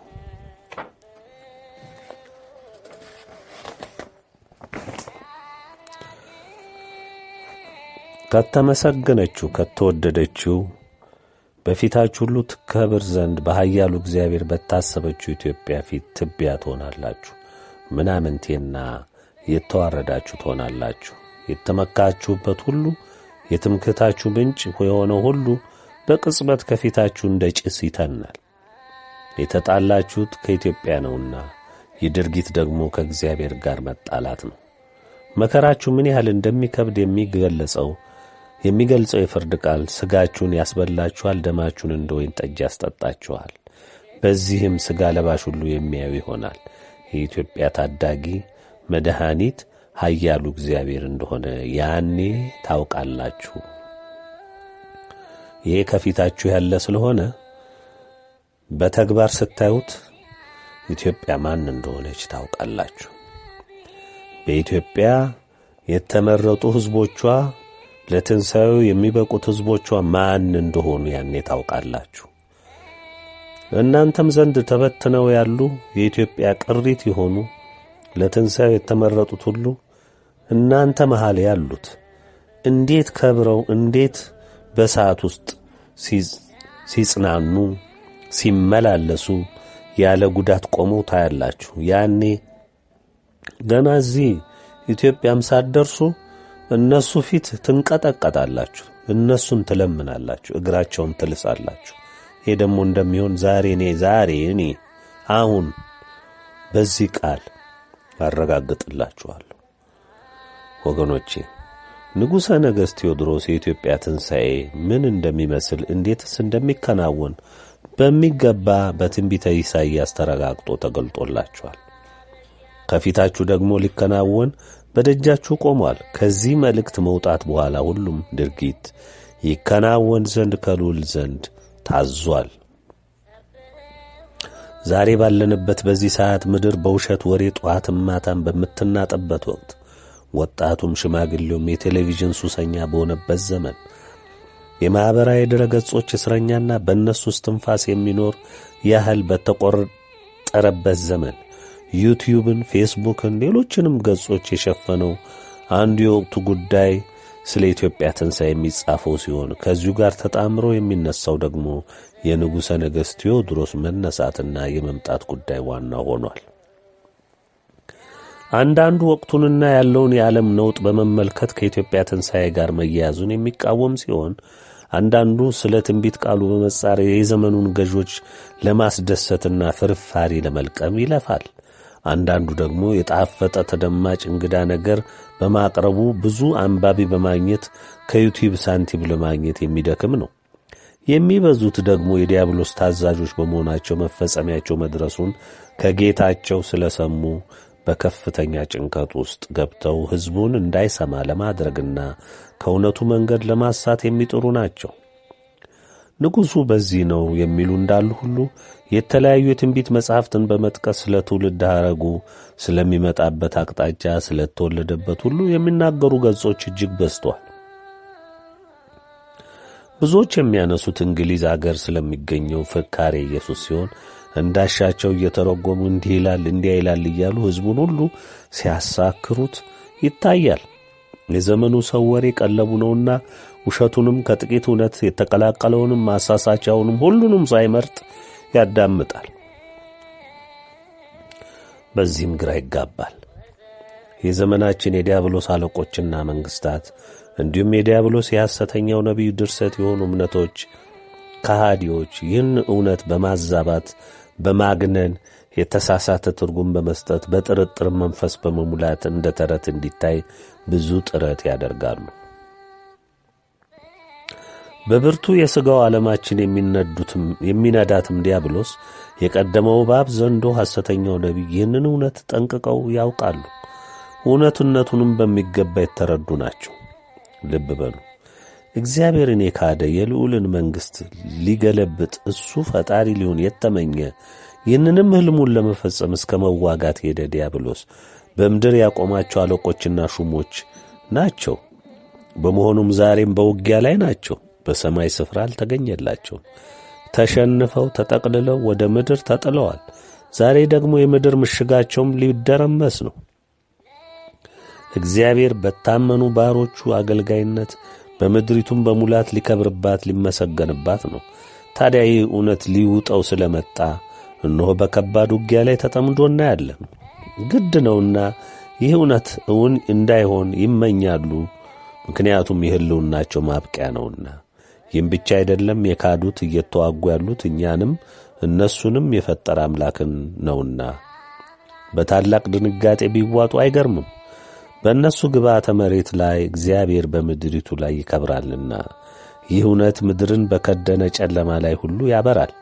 የሁሉ ፍጥረት ጌታ በቅን ፍርዱ በምድርም በሰማይም ሊከብር ሊመሰገን ይገባዋል፣ ቅን ፈራጅ አምላክ ነውና። ታዲያ የዚህ ጨለማ ገዢዎች ሕልውና የሚያጠፋ ንጉሠ ነገሥት ቴዎድሮስ በእግዚአብሔር ኃይል ተቀብቶና ተሹሞ ሲመጣ እንዴት ይቀበሉታል? ቄጤማ ጎዝጉዞ እንደማይቀበሉት እሱም ጠንቅቆ ያውቃል።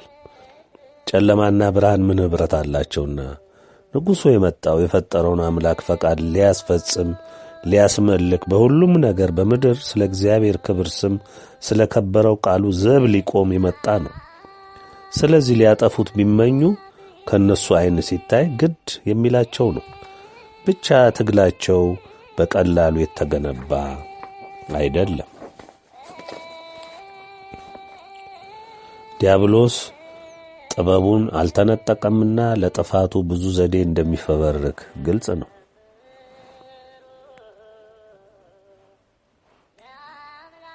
ስለዚህ በምታዩት ትርምስ አትደነቁ።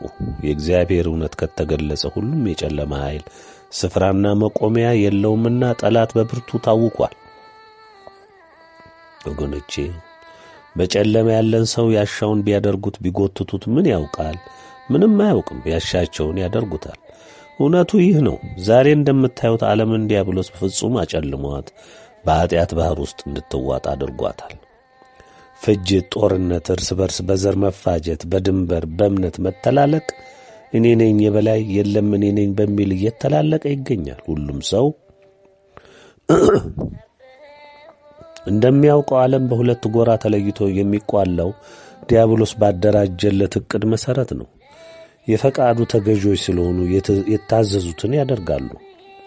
የሁሉም መንግሥት ምኞት እኔ የተሻለ ሰላምን፣ ብልጽግናን፣ ደስታን፣ ፈንጠዝያን፣ ዲሞክራሲን፣ የሰይጣን ፍትሕን አመጣለሁ የሚል ነው። ይህንንም ለማድረግ ያንተ ዘዴ የተሻለ ነው፣ አይ የዛኛው የተሻለ ነው በሚል ዘዬ ዲያብሎስ ስላደራጃቸው ሺዎችን ዘመናት እየተቋሉ እዚህ ደርሰዋል። የዲያብሎስ ሕልምና ኑሮ የሚደምቀው በዚህ የጨለማ ኑሮ እየተፋጨ እየተቋላ የሚዳክር መጨበጫ የሌለው ዓለም በመፍጠር ስለሆነ ይህ ሕልሙም ተሳክቶለት ቢሊዮኖችን እየነዳ ይገኛል። ሰው ፈጣሪውን ካወቀ እንደ ፈቃዱ ከሄደ ትእዛዙን ከወደደና ካከበረ ወደ ብርሃን ዓለም ገባ ማለት ነው። መዝኖና አስተውሎ የሚጓዝ እግዚአብሔርና ፈቃዱ የተረዳ ብዙ ሲኖር ምን እንደሚያተርፍ ስለሚያውቅ በእውነትም ተደሳች ለመጪውም ዘመን ወደ ብርሃን ተሻጋሪ እንደሚሆን እንደሚጽናናም ዲያብሎስ ስለሚያውቅ ይህንንም እውነት ሰው እንዳያውቅና ወደ እግዚአብሔር ጉያ ተሰብስቦ በምድርም በረከት ለወዲያኛውም ዓለም የመንግሥቱ ወራሽ እንዳይሆን ታላቅ ተጋድሎ አድርጓል፣ እያደረገም ነው። አመፁ በዝቶ ዛሬ የሰው ዘር እንደ ቅጠል እየረገፈ ዲያብሎስ ባደራጀውና ባቀደው መልክ የሰው ደም እንደ ጎርፍ እየፈሰሰ ነው፣ መቋረጫ የለውም። እዚህ አገራችን ስንት ንጹሕ ደም ፈሰሰ፣ ስንት ድሃ አለቀ፣ ስንት ቤት ፈረሰ፣ ስንቱ በረሃብ በጦርነት ረገፈ፣ ስንቱ በዘሩ ተፈጨ፣ ስንቱ ስለ ተዋህዶ እምነቱ ተጨፈጨፈ። ዛሬ በግልጽ ባልተሸፈነ መልኩ እያያችሁት አይደለም እንዴ? ሁላችሁም ይህንን አትመሰክሩም እንዴ? ትመሰክራላችሁ። ያያችሁት የሰማችሁት ነው። ዲያብሎስ የቀደመው እባብ ዘንዶ፣ የሐሰተኛው ነቢይ ያነገሰው የኢትዮጵያ መንግሥት የዲያብሎስን ፍላጎት ለማርካት የእውነትን መንገድ ሊያጠፋ ምን እየሠራ እንዳለ የምታዩት አይደለም ወይ? ዓይኑን በጨው ያጠበ፣ እፍረት የማይሰማ፣ ውሸትን እንደ ልብስ ያጠለቀ፣ ማጭበርበርን ማታለልን እንደ ስልትና ዕውቀት አእምሮ የተቀበለ፣ አፉ ቅቤ ልቡ ጩቤ እንደሚባለው አይነት መሪ ለእኛ መጥፋት የሚተጋው ዲያብሎስ የተክሎብን ስንት የኢትዮጵያ ድሃ ስለ ዘሩ ስለ ተዋህዶ እምነቱ ተፈጨ። ስንት ቤተ ክርስቲያናችን ፈረሰ፣ ተቃጠለ። ስንቱ ተሳደደ፣ ስንቱ የአረብ መጫወቻ ሆነ። አገራችንን ለማፍረስ ስንት ጥረት ተደረገ።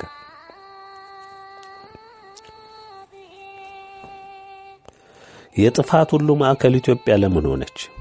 ግልጽና የማያሻማ ነው።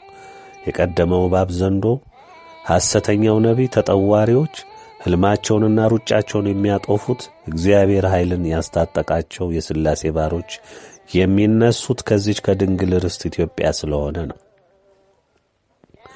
የጠላታችን ሞትም ከነዝግንትሉ መጠረጉም የታወጀው ከዚህ እጅግ አብዝቶ ከሚጠላት ኢትዮጵያ ነው። ኢትዮጵያ የተወደደች የተመረጠች በዘመን ጉዞ አምላኳን ያከበረች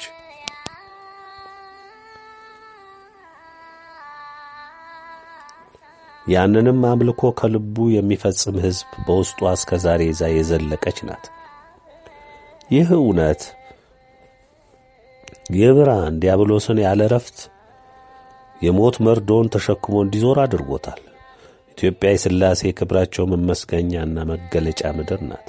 ይህን ስንልን ማለታችን ነው። አሁን አምላካችን ሥላሴ ፍጥረት ሁሉ አስገኝ ፈጣሪ የምድሩም የሰማዩም የሚታየውም የማይታየውም ረቂቅ ፍጥረት ሁሉ ፈጣሪ በፈቃዱ ሁሉን ያጸና እኛንም ወዶና ፈቅዶ በአምሳሉ የፈጠረን ጌታ በሰማይ ሁሉም ፍጥረት ያለማቋረጥ ያመሰግነዋል። ሌትም ቀንም ምድርም ልታመሰግነው ይገባታል።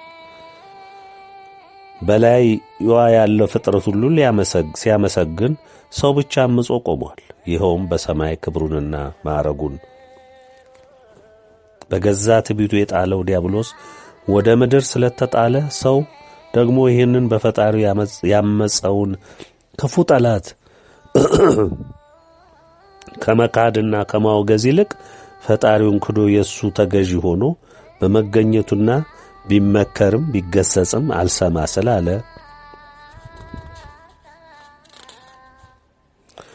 ብርቱ ፍርድ ሊጠርገው እነሆ በደጁ ደርሷል። ይህ ከተፈጸመ በኋላ የተዋህዶ እምነታችን አሸነፋ እንደ ፀሐይ ስለምታበራ እግዚአብሔር የአብርሃሙ ሥላሴ ድንግል እናታችን ቅዱሳን አባቶቻችን እናቶቻችን ሰማዕታት ቅዱሳን ሁሉ የሚነግሱባት ዓለም የግድ ትፈጠራለች። መሪዋም እግዚአብሔር መንፈስ ቅዱስ ይሆናል። እንደማያቋርጥ ጅረት የልዑል ስም ሌትም ቀንም ይመሰገናል፣ ይከብራል። የሥላሴ ክብር ምድርን ይከድናል። አገልጋይ ባሮች ሁሉ የወደዳቸው ከታላቁ መከራ ያወጣቸው ልጆቹ ነጭን ልብስ ለብሰው አብሮት ይከብራሉ። ይህ እውን ይሆናል። ለዚህም ነው ከላይ ያለውን ቃል አስቀድመን የምናነሳው፣ በሁሉም ነገራችን ላይ የምናጸነው። ኢትዮጵያ ርስተ ድንግል ማርያም ናት። አዎን ቅድስተ ቅዱሳን እናታችን በሰማይም ክብሯ የላቀ የመድኃኒተ ዓለም እናት ንግሥት በምድርም ንግሥት የተወደደችው ኢትዮጵያ ልዑል አክብሮ የሰጣት የእሷም የክብር መገለጫ ናት። ዓለም ሁሉ ያለ እሷ ምልጃና እናትነት የማይድን መሆኑ በግልጽ የተመሰከረበት መሆኑን የሚያረጋግጥ ሥላሴ በረከትን፣ ምሕረትን፣ ጤናን፣ ዕድሜን ሁሉ የሰጠው በእሷ የፍቅር ምልጃ መሆኑን ያወቀ ትውልድ ስለከበረ ይህ አሸናፊ ትውልድ ደግሞ የተዋህዶ አርበኛና ሲጠራትም እምዬ እናት የሚላት መሆኑ ክብሯን በሚገባ ጠንቅቆ ስላወቀ መሆኑን ከላይ ያለው ኃይለ ቃል ያረጋግጥልናል። ኢትዮጵያ ዓለም ብርሃን ናት። አዎን ናት። ዓለም ንቀህ ነበር። ተዋህዶን ንቀህና ቃለህ ነበር። የታመነችኑትን እምነት ሐዋርያት፣ ነቢያት በደማቸው ባጥንታቸው የተፈጩላትን እምነት ልዑል የወደዳትን ያከበራትን እምነት ተዋህዶን ጠልተህ ተዋግተህ ነበር። ጠላታችን ዲያብሎስ ሁሉን ምድር ብትቆጣጠርም ኢትዮጵያን የተዋህዶን መሠረት ብትፈጫትም እንድትጠፋልህ አልሆነ። በመሆኑም ባነደድከው የእሳት ደጅ በጽናት ቆማ አምላኳን ተማምና ይህንን ሁሉ ዘመን በመዝለቋ አሸናፊ ሆናለች። ዓለም ሁሉ በምርኮ ተሰጥቷታል። በጽናቷ ለዓለም ብርሃን እንድትሆን ልዑል ከመረጣት በእኔ መረዳት እንኳን ለ15 ዓመታት ተቆጥሯል። ስለዚህ ይህ እውነት ይታወቅ ዘንድ ዘወትር በሁሉም ድርጊታችን እንገልጸዋለን። ኢትዮጵያ ዓለም ገዢ ናት። አዎን ናት። ድል ያደረገችው የኢትዮጵያ ኦርቶዶክስ ተዋሕዶ ቤተ ክርስቲያን ናት። ወገኖች፣ እግዚአብሔር ወደዚህ ምድር ፈጥሮ እንድንኖርባት እንድንመላለስባት በእንግድነት እንድንኖርባት ለእሱ ለፈጠረን ባስቀመጠልን ሥርዓትና የአምልኮት ሕግ ታምና ዘመናትን በሞት ጥላ ውስጥ ጸንታ በመገኘቷ በልዑል ዘንድ አስወደዳት፣ አስከበራት፣ አሸለማት። በመሆኑም ዓለም በምርኮ ተሰጣት። ኢትዮጵያን ማዕከሏ አድርጋ በኢትዮጵያ ዓለም ብርሃናዊ መንግሥትነት ዓለምን ሁሉ ትገዛለች። ከላይ የተገለጸ እውነት በዲያብሎስና በሚነዳቸው ጭፍሮቹ መቃብር ላይ እውን ይሆናል። ይህ በመሆኑ ይህንን እውነት በሚገባ ስላወቀና ስላረጋገጠ ዲያብሎስ ከነምንዝሩ ታውኳል። ይህ ደግሞ ግድ ነው፣ መፈጸም አለበት። የእግዚአብሔርን እውነት ነውና ይፈጸማል። ዲያብሎስና ምንዝሩ ወደ መቃብሩ፣ የእግዚአብሔር ሕዝብም በድል አድራጊነት ወደ ትንሣኤው ዓለም መሸጋገር ግድ ይሆናል ማለት ነው። ይህን ለማስቀረት ዲያብሎስ የቀደመው እባብ ዘንዶ፣ ሐሰተኛው ነቢይ አለኝ የሚለውን በክደት የገነባውን እምነቶች መናፍቅ፣ ካቶሊክ፣ እስላም፣ ምሁር፣ የኤሻው የጣዖት እምነት ወዘተ በሙሉ የማስተባበል እንዳይሰማ ማድረግ፣ ሌሎችንም ይጠቅሙኛል ያለውን ዘዴ በሙሉ ያንቀሳቅሳል። በዚህ ምድራችን ለዲያብሎስ ፍላጎት ለሆዱ ነፍሱን ያልሸጠ የለምና የሚበዛው በዚህ አባዜ የተለከፈ ነው። የሚታዘዘው ስለሞላለት ነው።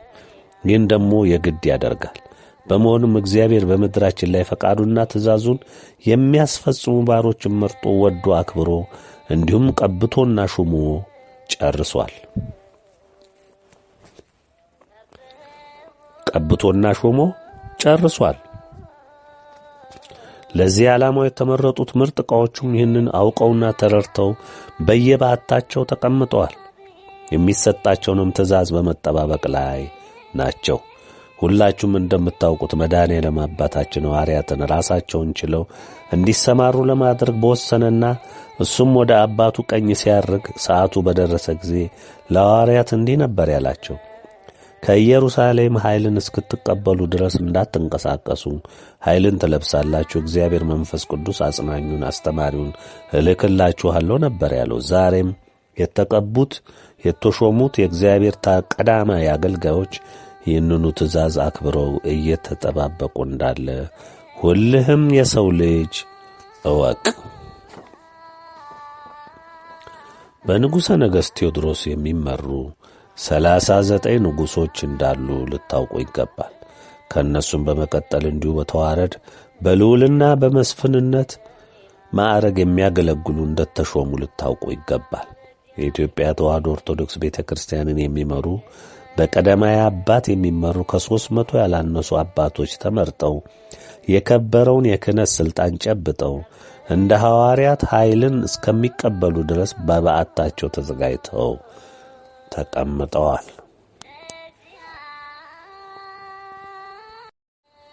ዓለም እወቅ፣ የምትሻገረው ወገኔ ተረዳ፣ አስተውል።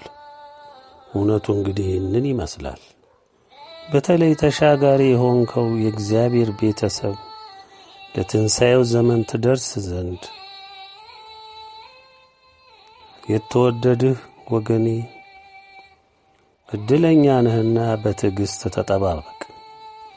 በጥርጥር ተሞልተ የዲያብሎስን የማያቋርጥ ቱልቱላ እያደመጥክ አትሳሳት። የተሰጠህንም ዕድል እንዳታመክን። የፈሰሰ ውሃ አይታፈስምና ተታለ ወደ ጠላት ጉያ ከገባ መልሰ በምንም መልኩ አታገኘውምና ተጠንቀቅ ብዬ መክርሃለሁ። ወደ ትንሣኤው ከተሸጋገርክ በኋላ ምድር ትፈወሳለች። የተሰዉ ሰማዕታት አባቶቻችን እናቶቻችን ስለ ፈሰሰው ደማቸው ስለ ደረሰባቸው ሰቆቃ ሁሉ በልጆቻቸው ይነግሳሉ። በአጸደ ገነት ሆነው ሁሉንም ክንዋኔ ያያሉ። ስለ ታመነው ስለ ቅን ፈራጁ አምላካቸው ስለ ቅን ፍርዱ ይደሰታሉ፣ ያመሰግኑታል። ልዑልም ይከብራል፣ ይነግሳል። ባሮቹ አገልጋዮቹ ይለብሱታል። በልባቸው በሐሳባቸው በነፍሳቸው ይላበሱታል። እግዚአብሔር መንፈስ ቅዱስ ልባቸው መቅደሰ ሥላሴ ነውና ይመራቸዋል። ወደ እውነት ሁሉ መንገድ እንዲጓደዱ ያደርጋል። በምድር ላይ በአንዲቷም ቀዳዳ ዲያብሎሳዊ ተግባር አይኖርም። ተነቅሎ ይጣላል። በየትኛውም የምድር ገጽታ እግዚአብሔር ያለማቋረጥ ይመሰገናል፣ ይመለካል፣ ይሰገድለታል፣ ይከብርበታል። ድንግል፣ ቅዱሳን ሊቃነ መላእክት፣ ቅዱሳን ሰማዕታት፣ የከበሩ አባቶች፣ እናቶች ሁሉ ይመሰገናሉ ዘወትር። ወገኖቼ ይህ እውነት ስለመጣ ዲያብሎስ ወዴት ይግባ? የከፋውን መርዶውን እየሰማ ወዴት ይድረስ?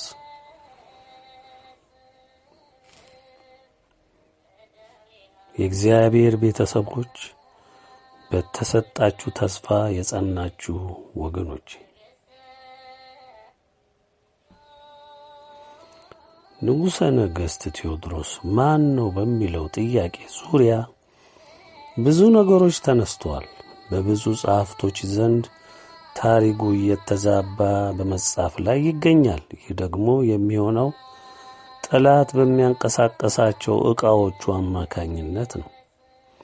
ታማኝነትን ለማጥፋት የሰውን ልቡና በጥርጥር መንፈስ ለመሙላት የሚያደርገው ተግባሩ ነው። በዚህ መልክ በዚህ ዘመን በዚህ ጽሑፍ ተገለጸ ከሚባል በቀር በተጨባጭ እዚህ ነው ያለው ለማለት የቻለ የለም። አንድ ወንድማችን ተክለ ኪዳን የሚባል ካለው በስተቀር። ምክንያቱም ይህ ወንድማችን በጽዮን ማርያም በአክሱም ጽዮን ማርያም ላይ ተገኝቼ በአካል አይቻቸዋለሁ ካለው በስተቀር ሌላ ሰው ጽሑፉን ማስረጃ ይሄ ነው በዚህ ነው እያለ ከሚናገረው በስተቀር በአካል አይቻለሁ የሚል ሰው አላየንም፣ አልሰማንም ከዚህ ወንድማችን በስተቀር።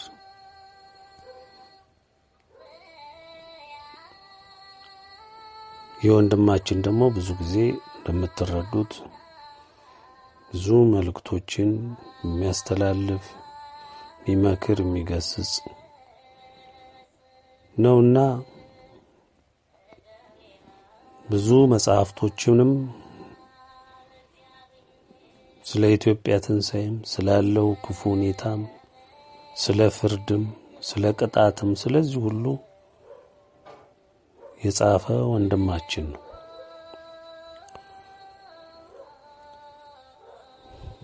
ብዙዎች በቅንነትም ወይም ከጉጉታቸው የተነሳ አግንነው ይናገራሉ። ከሰውም በላይ የመላእክትን ያህል የሚያደርጉትም አሉ። ወገኖቼ እነ ሙሴ፣ እነ ኤልያስ፣ እነ ዳዊት ሌሎችም ሰው ነበሩ። በእነሱ ሕይወት የነገሰው እግዚአብሔር ግን በእነሱ አድሮ ምን እንደሰራ ሁላችሁም የምታውቁት ነው። አሁንም እግዚአብሔር በመረጣቸው በወደዳቸውና በሾማቸው ምርጥ ዕቃዎቹ ላይ አድሮ የፈቃዱን ሥራ ይሠራል ማለት ነው። እግዚአብሔር በየዘመኑ የታመኑ ባሮችን አስነስቷል።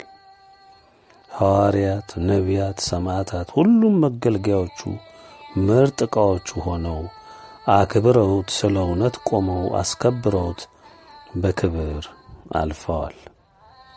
በሰጣቸው መንፈሳዊ ኃይል ጠላትን ተዋግተዋል። ለእኛ ደግሞ የተጓድሏቸውን አሻራ አትመው አልፈዋል።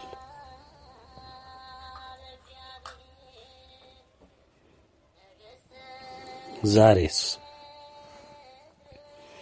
ይህ ዘመን ምን ይመስላል? አሁን ምድር ከቀደሙት ዘመናት በእጅጉ ተለውጣለች።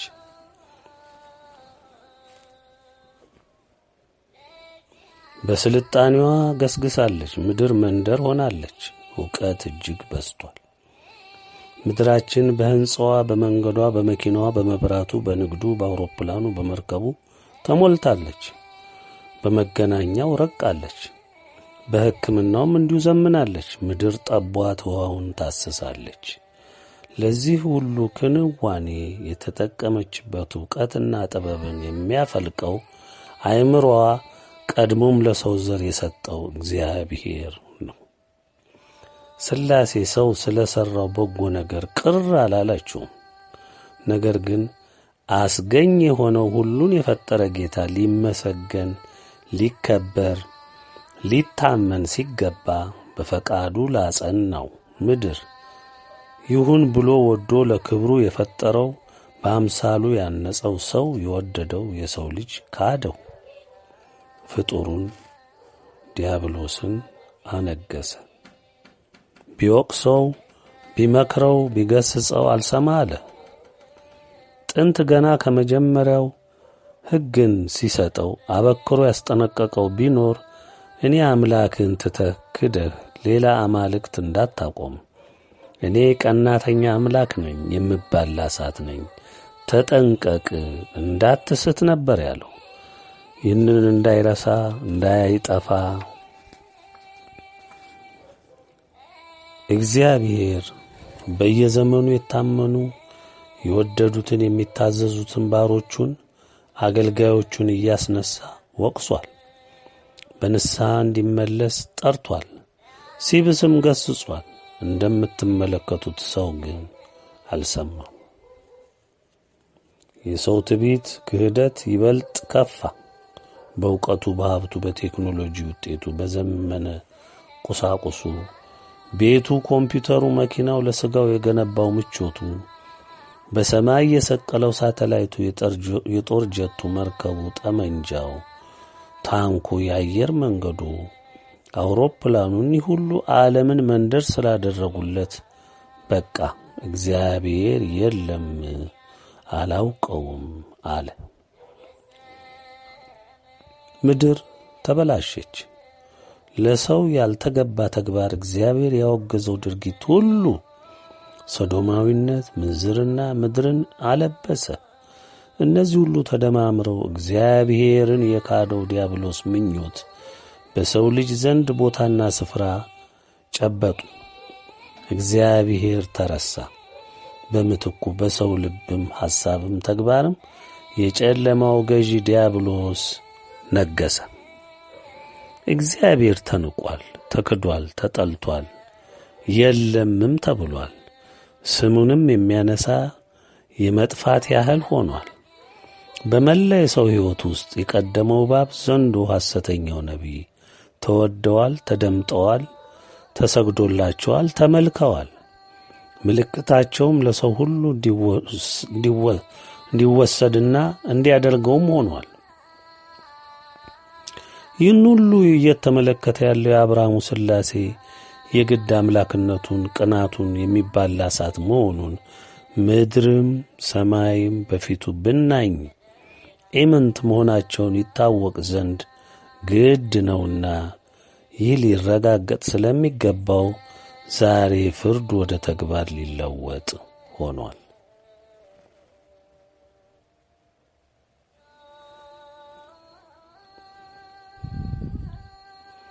ጌታ ገና ዓለም እዚህ ደረጃ ሳትደርስ አሁን ወዳለችበት ዘመን ሳትቀርብ እንኳን በውኗ በሕልሟም ይሆናል ብላ ባላሰበችበት ሰዓት የሰው ልጅ እጅግ እንደሚያጠፋ እሱንም እንደሚክድ ገልጾ ተናግሯል። ያለው አልቀረም። የሰው ትዕቢት ገንፍሎ ፈሰሰ። አባቶችም ይህንን እንደሚሆን ከእግዚአብሔር እንደተነገራቸው ልክ እውነቱን ሲመሰክሩ ኖረው አልፈዋል። ዛሬም ይኸው በመመስከር ላይ አሉ። የእውነት መንገድ፣ የጽድቅ ጎዳና እጅግ ጠባብ ናት። በዚቹ በጠበበችው መንገድ ለመግባት ታገሉ ነበር ልዑል ያለው። ሰፊው መንገድ እጅግ ሰፊ ነው። እጅግ ብዙ ሕዝብ ይሄድበታል። ያ ደግሞ ወደ ጨለማ የሚወስድ የዲያብሎስ መንገድ ነው። ታዲያ ይህ አልሆነም ሆኗል ወገኖቼ። በመሆኑም ዛሬ ጽዋው በመሙላቱ በጠላት ሰፈር ውክታ ሆኗል። ምድር ታውካለች፣ ሰላም ጠፍቷል። በሽታ፣ ጦርነት፣ ፍጅት፣ ግጭት ነግሷል። የተፈጥሮ አደጋ ዘወትሮ መምጣት ጀምሯል። ሰው ግን እነዚህ ምልክቶች ሁሉ አላስደነገጡትም። አብሶት ወደ ጥፋቱ ገፍቷል። ኢትዮጵያ የዓለም ብርሃን ለ15 ዓመታት የወቅቱን ሁኔታ በግልጽ በመግለጽ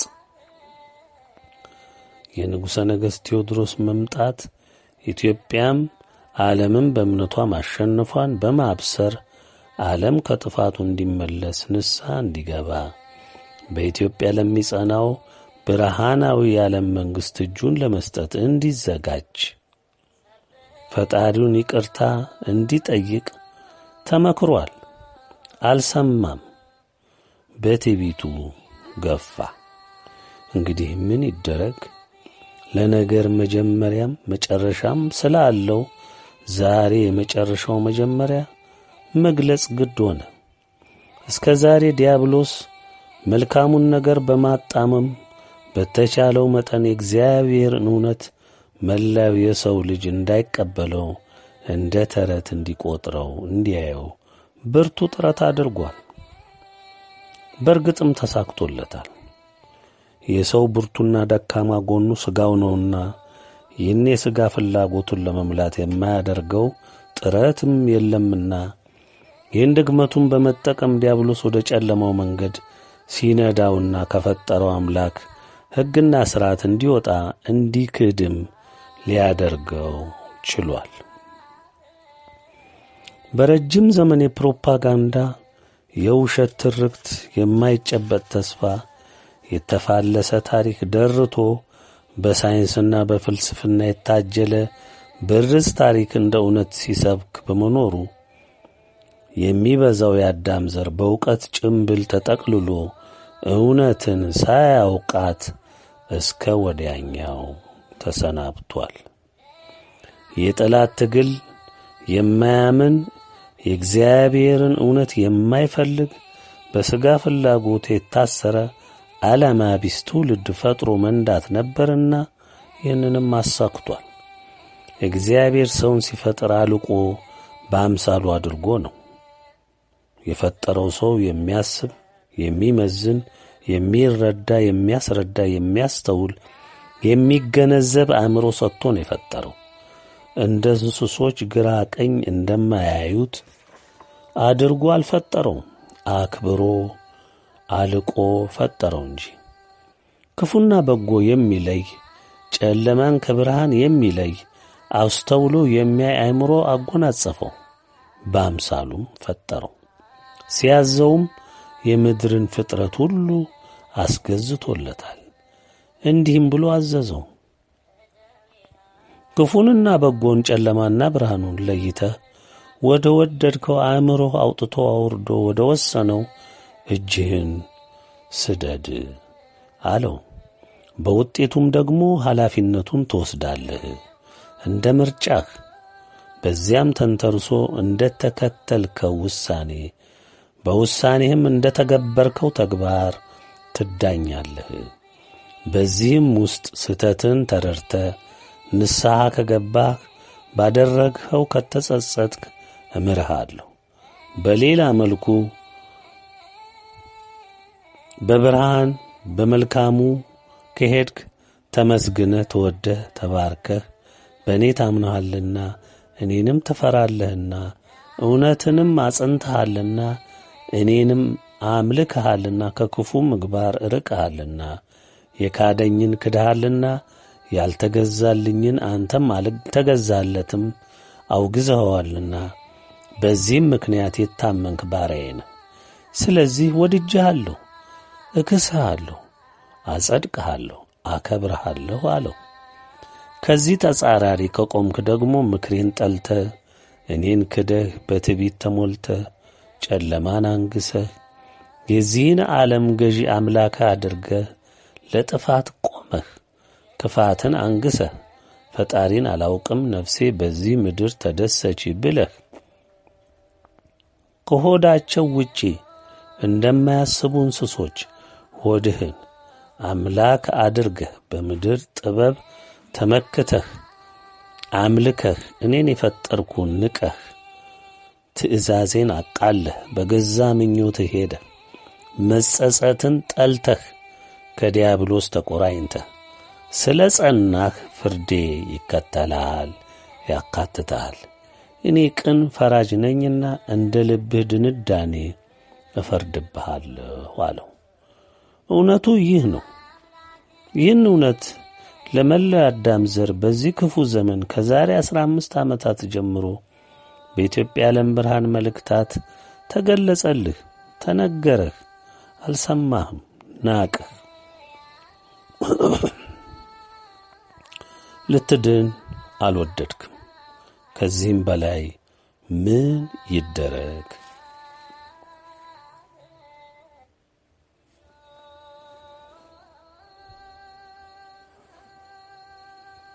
በዓለማችን ያለው ሕዝብ ወደ 8 ቢሊዮን ተጠግቷል። ከዚህ ውስጥ በእኔ እሳቤ 100 ሚሊዮን የማይሞላ ሕዝብ ነው ለፈጣሪው ፈቃድ በመገዛት ላይ ያለው ተብሎ ይታመናል። የሁሉ ምድርን የሸፈነ የሰው ዘር ከዲያብሎስ ጋር ተጣብቆ ጠፍቷል፣ ላይመለስ ሆኗል። በእግዚአብሔር ቃል በግልጽ እንደተቀመጠው የመዳን መንገድ፣ የእውነት መንገድ እጅግ ጠባብ ነው። በዚህ በጠበበው መንገድ ለመግባት ተጋደሉ ይላል። የጨለማው መንገድ ግን እጅግ ሰፊ ነው። ብዙዎቹም ይሄዱበታል፣ ግን ይጠፉበታል፣ ይከስሩበታል። እውነቱም ይሄው ነው። እንግዲህ ወገኖች፣ እግዚአብሔር ቀጠሮ አክባሪ ነው። የተናገረው የገባውንም ቃል ኪዳን አክባሪና ፈጻሚ ነው። እነሆ ዛሬም ቃሉን ለመፈጸም ከብዙ ሺህ ዘመናት ትዕግሥት በኋላ ምድርንና መላውን ነዋሪ የአዳም ዘር ከእናቱ ከእናታችን ከድንግል ጋር በመሆን ጎብኝቶ የሰውን ዘር ልማትና ጥፋት አክራሞቱን ሁሉ መዝኖ አጠናቀቀ። ከላይ እንደገለጽኩት የሰው ልጅ እንደ ምርጫው ተሰማርቶ ስለጠበቀው በዚያው መሠረት እንደ መጸጸቱ እንዲሁም እንዳለመጸጸቱ እንደ ልቡ ጥንካሬና እንደ ቅንና የዋህነቱ ፍርዱን አጸና። በዚህም መሠረት ለቅዱሳን ሊቃነ መላእክት የአፈጻጸም ትእዛዝ ሰጠ። ከዚህ ውሳኔና ትእዛዝ አዘል መልእክት መውጣት በኋላ የመላውን ዓለም ሁኔታ ታየዋለህ። ምን አይነት የዓለም ጥፋት እንደሚከናወን በእርግጥ ታየዋለህ። ደግሜ ልናገረው ይህን ቃል። ከዚህ ውሳኔና ትእዛዝ አዘል መልእክት መውጣት በኋላ የመላውን ዓለም ሁኔታ ታየዋለህ። ምን አይነት የዓለም ጥፋት እንደሚከናወን በእርግጥ ታየዋለህ። ትንቢት የተነገረላቸውን ለበጎው ቀን ያተማቸውን የወደዳቸውን ያጸደቃቸውን ያከበራቸውን ሁሉ በግንባራቸው አተመ። ለአገልግሎቱ በግንባር ለሚሰለፉት በብርሃናዊ ሕጉ ለሚያገለግሉት ሹመትን ሰጠ፣ ቀባ። የገዥነት የመምራት ሥልጣንና የግርማ ሞገስን ጸጋ ሰጠ። ዘውዳቸውንም ከቀዳማይ አገልጋይ ባሪያው ንጉሠ ነገሥት ቴዎድሮስ ጀምሮ በተዋረድ ለተሾሙትና ለተቀቡት ሁሉ ጫነላቸው። ኃይላቸውም እንዲሁ ተዘጋጀ። ሲገለጡ አብሮ የሚነግስ ብርቱ ኃይላቸውም ተዘጋጀ፣ አበቃ፣ ተፈጸመ። ይህን የንጉሠ ነገሥት ቴዎድሮስን ምንነትና ሁኔታ የተመለከተውን ርዕስ ስናጠቃልል በመልእክት 3 በመጋቢት 19 ቀን 2001 ዓመተ ምህረት ከገጽ 87 እስከ 88 ከዛሬ 12 ዓመታት ጀምሮ ተገልጿል። ይሁን እንጂ ላላስተዋለውም ላላነበበውም ዛሬ ደግሜ ገልጬዋለሁ።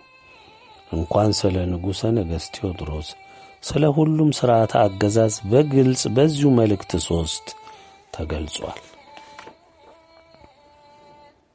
ዓለም 21 ግዛት አስተዳደር 21 ገዢ ንጉሶችም እንደሚኖሩ አንድ ንጉሠ ነገሥት 18 ንጉሶች በተለያየ ከፍተኛ የአገልግሎት ስፍራ እንደሚሰየሙ ዛሬም ላረጋግጥላችሁ ወዳለሁ።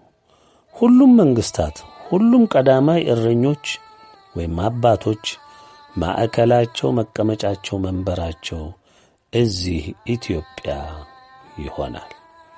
ማዕከላቸውም እዚሁ ይገነባል። ዓለምን የምትመራው ኢትዮጵያ የተወደደች የተባረከች ምድር የመጽናኛ አገር ትሆናለች። ዓለም ለኢትዮጵያ ይገዛል፣ ይገብራል፣ በብርሃናዊ አገዛዟ ጥላ ውስጥ ያርፋል። ኢትዮጵያዊነት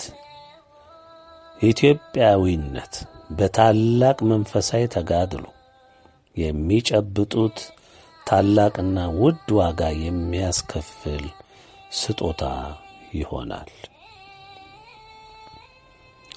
ንጉሠ ነገሥት ቴዎድሮስ ኢትዮጵያዊ የተዋህዶ ኦርቶዶክስ ልጅ ነው። ደግሜ ልንገራችሁ፣ ንጉሠ ነገሥት ቴዎድሮስ ኢትዮጵያዊ የተዋህዶ ኦርቶዶክስ ልጅ ነው። በዓይናችሁ የማይሞላ እሱ ነው ቢሏችሁ ለማመን የሚከብዳችሁ እጅግ ምስኪን ሰው ነው። በብዙ ጣውረድ ሕይወቱ ያሳለፈ ነው። ዝርዝር ውስጥ መግባት ግን አያስፈልግም። በመልእክቶቹ ሁሉ እንደተናገረው ድሃ፣ ጎስቋላ፣ ሊቅ ያልሆነ ምናምንቴ ሰው ነው። ስለሱ መመረጥ የታወኩ ነውም ብለው ለመቀበል የተቸገሩ እንዳሉ ግልጽ ነው። በቁጥር ቀላል ያልሆኑ በብዙ ምክንያቶች ራሳቸውን ቴዎድሮስ ነን ብለው አምነው የቆሙ ሰዎች አሉ። ይህ ምንም አይደለም። ሁሉ ወደፊት ስለሚገለጥ ወደ ብርሃንም ስለሚመጣ እንደዚህ ያሰቡበትንና ያመኑበትን መንገድ ስለሚገለጽ ብዙም ከዚህ በላይ መግለጹ ወቅታዊ አይሆንም። ንጉሥና ሌሎቹም አባቶች እዚሁ ኢትዮጵያ ውስጥ ነው ያሉት። ከዋናው ከተማ ጀምሮ በሁሉም የአገሪቱ ክልል በተለያየ ጉዳይ እየተንቀሳቀሱ ሁሉንም ድርጊት ይከታተላሉ። በመገለጡ ሰዓት በቀዳማይ ምክትልነትና በምክትልነት በግራና በቀኝ የሚሆኑ በንጉሥ ማዕረግ ያሉ ዛሬም አብረውት በሥራው ሁሉ እያገዙትና አብረውም እየሰሩ ነው። ሌሎች 37 የሚሆኑ በንጉሥ ማዕረግ ያሉ በየበዓታቸው ሆነው በእግዚአብሔር መንፈስ ቅዱስ ኅብረትና አንድነት በሁሉም እያገዙ የሚገኙ ናቸው። ሁሉም ሊያውቀው የሚገባው ቢኖር ዘመናዊ መገናኛ እስካለ ድረስ በቴሌግራም ዮሐንስ ራእይ 20 ቻናል ላይ ስለ ሁሉም ሁኔታ በቀጥታ የሚገለጽበት ይሆናል። የንጉሠ ነገሥቱም የንጉሶቹም ድምፅ የምትሰሙበት የሚገለጥበትም ነው። ከዚህ በተረፈ በኢትዮጵያ ዓለም ብርሃን መልእክታት በግልጽ የምታገኙት ነው። ቴሌግራሙም እስካለ ድረስ ነው የሚያገለግለው። ከዚህ ውጭ የሚመጣ ነገር የለም። ተስፋ የምታደርጉት የኢትዮጵያ ትንሣኤም ሆነ የንጉሠ ነገሥት ቴዎድሮስና አብረውት የሚገለጡት ንጉሶች እንዲሁም የኢትዮጵያ ኦርቶዶክስ ታላላቅ አባቶች መላውን ዓለም በተዋህዶ እምነት የሚመሩት በይፋ የሚገለጽበት የሚታወቅበት ይኸው መንገድ ብቻ ነው። ከዚህ በዘለለ ሌላ እውነት አለን ካላችሁ በርቱ፣ ቀጥሉበት እንላለን። ዳኛው በሰማይ በመንበሩ ሆኖ ሁሉንም ስለሚመለከት እንደየታመነበት ፍርዱም ትእዛዙም አብረው ይገለጣሉ። በሌላ በኩል እንደ እውነቱ ከሆነ እኔን ለምትቃወሙ ቅሬታም የለብኝ። እኔ ዛሬም ነገም የምለው የማምነው የምረዳው አምላኬም ያስተማረኝ እውነትና እውነትን ብቻ መግለጽ ነው። ስለዚህ እኔ ከሁሉ የማንስ ነኝ። በሁሉም ገጽታ ከኔ ትበልጣላችሁ ብዬ አስባለሁ። ግን በምን መስፈርት እኔን እንደመረጠ እኔም ስለማልረዳ እናንተ ቅር የተሰኛችሁ ሁሉ መድኃኔዓለምን ድንግልን ጠይቁ፣ መልስን ታገኛላችሁ። ይህን ያልኩት በዚህ ምክንያት እንዳትሰናከሉ በማሰብ ነው። ወገኖቼ እኔ ሥራ የለኝም፣ ምግባር የለኝም፣ ዕውቀትም የለኝም። እግዚአብሔር የፈጠረኝ ምስኪን ድሃ ሰው ነኝ። በዕውቀት፣ በሀብት፣ በጥበብ፣ በማስተዋልም በዚህ ሁሉ ከሁሉም የማንስ ነኝ። እግዚአብሔር ያስተማረኝ፣ እግዚአብሔር የመከረኝ፣ በጎዳናውም በክፉም በውጣ ውረዱም ሁሉ የመራኝ ስለ ስሙ፣ ስለ ክብሩ፣ ስለ ቃሉ፣ ስለ ሕጉ፣ ስለ ጸናው ፈቃዱ ጸንቼ ቆሜ አገለግለው ዘንድ እታመንለት ዘንድ እታመንበትም ዘንድ ነው ያስተማረኝ እግዚአብሔር። እግዚአብሔር ያስተማረኝ ትዕግስትን ነው። እግዚአብሔር ያስተማረኝ ትሕትናን ነው። እግዚአብሔር ያስተማረኝ ባለመታከትና ባለመሰልቸት ባሮቹን ልጆቹን የወደዳቸውን ያከበራቸውንም ሁሉንም በቅንነት በታማኝነት በትሕትና አብዝቶም በፍቅር እንዳገለግላቸው ወደ በጎ መንገድ ሁሉ እንድመራቸው ጎዳናውን ሁሉ እንዳመላክት ስለ እነሱም ተግቼ እንድሠራ ከሱም ፈቃድ እንዳይወጡ ለማድረግ እሱ እንደመከረኝ ለማገልገል ለመውጣት ለመውረድ ብቻ ነው። እኔም ባዶነቴን ይዤ በፊቱ ነው ያለሁት። እሱ በእኔ ውስጥ በሚሠራው ሥራ በሚሞላው መንፈሱ እየተመራው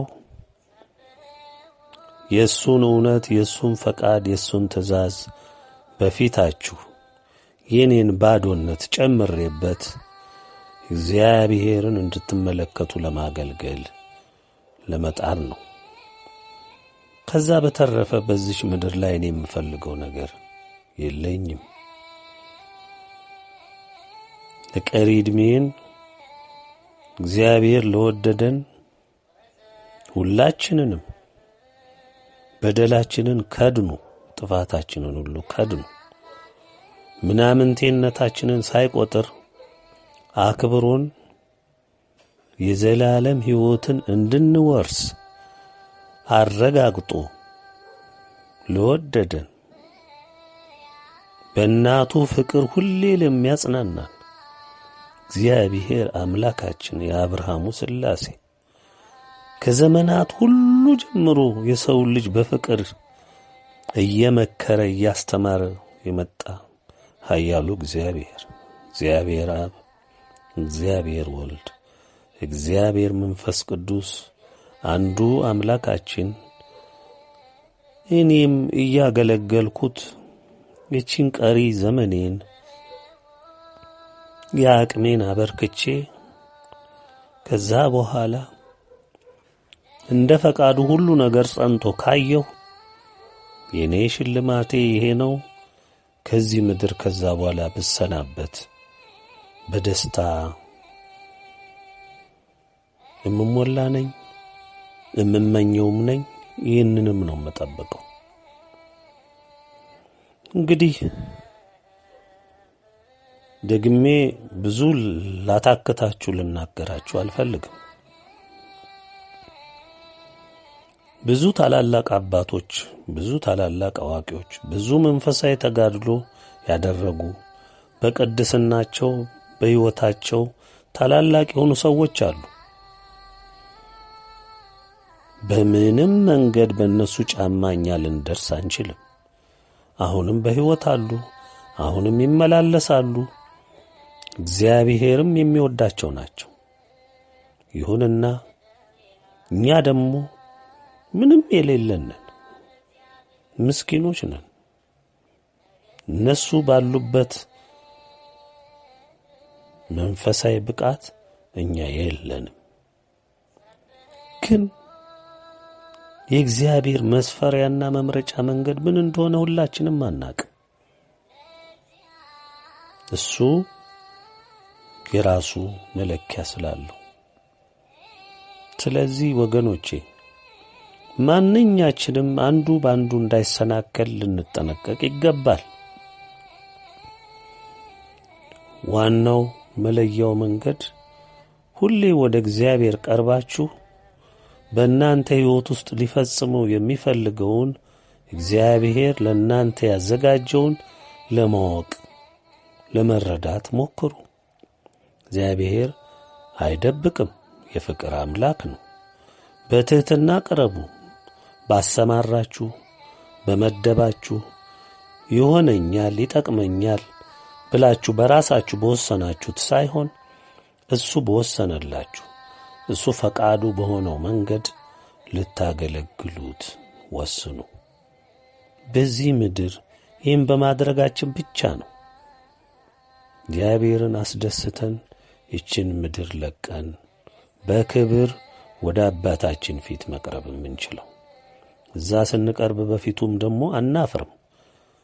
የሰጠንን ሥራ፣ የሰጠንን ኃላፊነት፣ የሰጠንን ምክር፣ ያዘዘንን ትእዛዝ ፈቃዱን ሁሉ ፈጽመን ስንከናወንና ሩጫችን ስንጨርስ እግዚአብሔር በሰማይ በክብር ይቀበለናል፣ በመልካሙም ስፍራ ያሳርፈናል። ሩጫችን ይሄ ሊሆን ይገባል።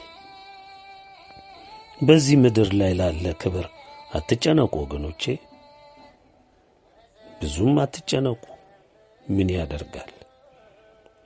እዚህ የሚሰጠው ማንኛውም ነገር ሁሉ እዚሁ የሚቀር ነው። እዚሁ የሚደረግ ነገር ሁሉ እዚሁ የሚቀር ነው። እዚህ የሚደረጉ የሚከናወኑ ድርጊቶች ሁሉ ግን ጥቅማቸው አንድ ነው። እሱም በሰማይ ተጽፈው መገኘታቸው ነው። በእግዚአብሔር ዘንድ በፊቱ በሁሉም ፍጥረት ፊት ይነበባሉ፣ በግልጽ ይታያሉ። እግዚአብሔር በምድር ላደረግነው ተጋድሎ ዋጋ ይከፍላል። በቃ እውነቱ ይሄ ነው ወገኖቼ። ንጉሥ ዳዊትን ልዑል ሲመርጠው ታላላቅ ወንድሞቹን እንዳላስደሰተ ሁሉ ሳሙኤልንም ግራ አጋብቷል። ጌታ ግን ለሳሙኤል መልስ ሰጥቶታል። መልሱም እግዚአብሔር ልብን እንደሚያይ ውጫዊ ገጽታን እንደማይመለከት አረጋግጦለታል። ነቢያትን በተለይም ሐዋርያትን ጌታ የመረጠው ከተናቀው ስፍራ እንደሆነ ሁሉም የሚያውቀው ነው።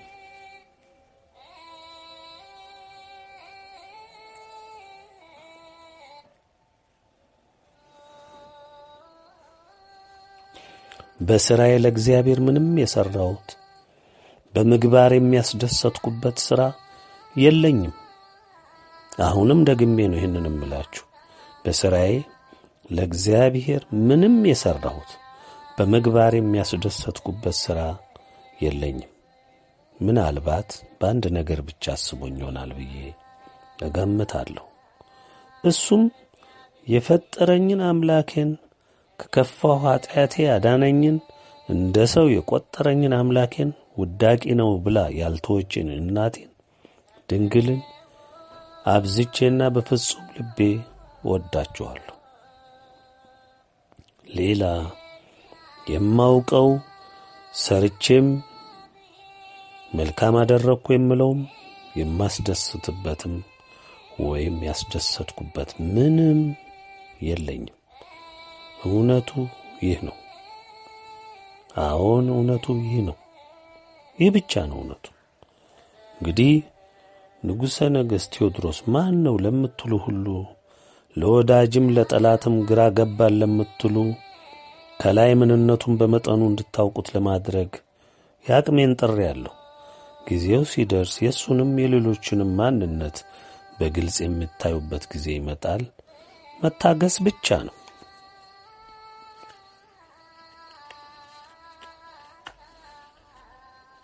አንድ ነገር እርግጥ እንዲሆንላችሁ የምፈልገው ሁሉንም እውነት መገለጽም ቢሆን በራእይ ዮሐንስ 20 ቻናል ላይ በልጃችን በተከፈተው ገጽ ላይ የምትሰሙት ይሆናል።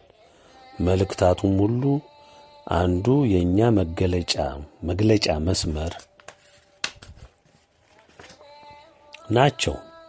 እነዚህም ሁሉ በመከራው ክብደት ቢዘጉ ሌላ መንገድ እናዘጋጃለን። በዚያ ሰዓት መነቃነቅ ቀርቶ መደበቂያ የሚያጣው ከሃዲው ትውልድ ይጨነቅ እንጂ እኛ እውክታ የለብንም። ሌላው ጉዳይ ንጉሠ ነገሥት ቴዎድሮስ እኔ ነኝ የሚሉ እጅግ ብዙ ሰዎች እንዳሉ ይገመታል። ብዙም ሲናገሩ እየተሰሙ ናቸው። እኔም እየሰማሁ ነው። ከመገረም ውጪ ምን ይባላል? እርግጥ ነው ሁሉንም ወደ ብርሃን ሲወጣ ማመን እንደሆነ ልዑልና ድንግል ስለሚገልጡት መታገስና መጠበቁ መልካም ነው ብዬ አምናለሁ። ለሌሎቻችሁም ይህንኑ መክራለሁ። እግዚአብሔርን የሚፈጥረውን እግዚአብሔር የሚገልጸውን ብቻ እንጠብቅ። ከወዲሁ እኛ ፈራጅ ባንሆን መልካም ነው። እኔ እግዚአብሔር ባስቀመጠኝ ስፍራ ባሰማራኝ ስፍራ ለማገልገል ሁልጊዜም ዝግጁ ነኝ። ይሄ ነው። እናንተም ብትሆኑ ደስታዬ ነው። እናንተም ብትመረጡ ደስታዬ ነው። እኔ ነኝ የምትሉ ሁሉ ብትሆኑ ደስታዬ ነው። ብትሆኑ ደስታዬ ነው። እጅግ ደስታዬ ነው። ግን ፈቃዱ ደግሞ የእግዚአብሔር ነው። ምርጫው የሱ ነው። እሱንም መቀበል ነው። ማሰሪያው የሱ ፈቃድ ብቻ ነው። እንግዲህ እውነቱን ለናፈቃችሁ ይኸው ነው። እውነቱን ገልጸናል። በእኛ ዘንድ ትመዘገቡ ዘንድ ባስታወቅነው መሠረት የተመዘገባችሁ ስላመንበት መዝግበናል። መታወቂያ የወሰዳችሁ መልካም አድርጋችኋል። ለአገልግሎት ስለሆነ የወሰዳችሁት በሰዓቱ ትጠቀሙበታላችሁ። በመታወቂያው ላይ ያለው ፊርማ የኔው መሆኑን ላረጋግጥላችሁ እወዳለሁ። በመታወቂያው ላይ ያለው ፊርማ የኔው መሆኑን ላረጋግጥላችሁ እወዳለሁ። መልእክቶች ከ1998 ጀምረው ሲወጡ የምታዩአቸው ፊርማዎች ሁሉ የኔው መሆኑን ዛሬ ልገልጽላችሁ እወዳለሁ። ይህ 9ኛ መልእክት ከምታውቁት የኔ ፊርማ በተጨማሪ የሁለት ወንድሞቼን ፊርማ ታገኙበታላችሁ። ይህ የሆነው የወጣው መልእክት በኢትዮጵያ ዓለም ብርሃናዊ መንግሥት ስር መሆኑን እንድታውቁና ላረጋግጥላችሁ ስለወደድሁ ነው። ሁለቱም ወንድሞቼ በንጉሥ ማዕረግ በሁለተኛና በሦስተኛ ማዕረግ ላይ የሚገኙ በመሆናቸው በሦስታችንም ስምምነትና በእግዚአብሔር መንፈስ ቅዱስ ይሁንታና ትእዛዝ የወጣ መሆኑን አረጋግጥላችኋለሁ። እንግዲህ ዛሬ በሰዎች አእምሮ ሲጉላላ የነበረውን እውነትን የማወቅ ጉዳይ ገልጸናል። ንጉሡ ማን ነው ለሚለው የእውነት ፈላጊዎች መልሱን ሰዓቱ በመሆኑ ልንገልጽ ሞክረናል። በእኛ ግልጽ አድርገናል። መቼም ያለንበት ዘመን የጨለማ ዘመን ነውና ስለ ብርሃን ሲነገረው መልሶ ስለ ኑረበት ጨለማ ታላቅነት የሚሰብክ ትውልድ ነውና ምድርንም የሸፈነው ይኸው ትውልድ ነው። እኛ እውነትን ልንነግረው ጥረናል። ይሁንና አውቆ የተኛን ቢቀሰቅሱት አይሰማም። ስለሆነም ላለቀ ጉዳይ አይገደንም። ካልሞተ የማይገባው ከሆነ ዝምታን እንመርጣለን። ቀኑም ሰዓቱም ከፊታችን ያለ ስለሆነ እሳቱ ሲከድን የት ተቁሞ እንደሚከራከር ወዴትስ ሄዶ በትዕቢት እንደሚገሰል እሱ ራሱ ይወቀው። በመጨረሻም በዚህ ጉዳይ በእኔነት ወይም በክህደት ባለማመን ወይም በግነት ብቻ ዛሬ ከገለጽንላችሁ ውጪ እውነት አለን የምትሉ ሁሉ እንደ ፈቀዳችሁ ቀጥሉበት። እርግጡ ሲገለጥና ሲታይ እንዳለመታዘዝ ልክ የሚመጥን ፍርድ ከልዑልም ከድንግልም እንደሚያስከትል በእርግጥ ልትረዱ ይገባል። መልካም መረዳት ይሁንላችሁ።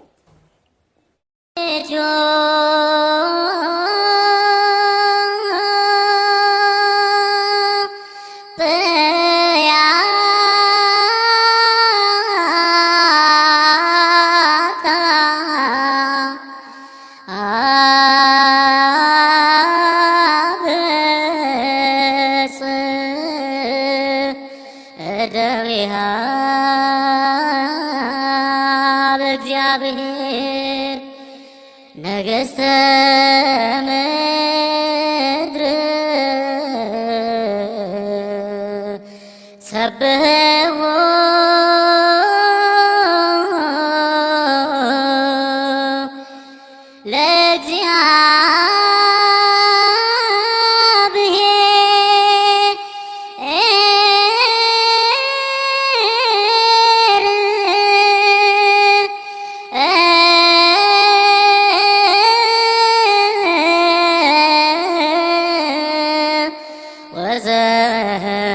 ወዘምሩ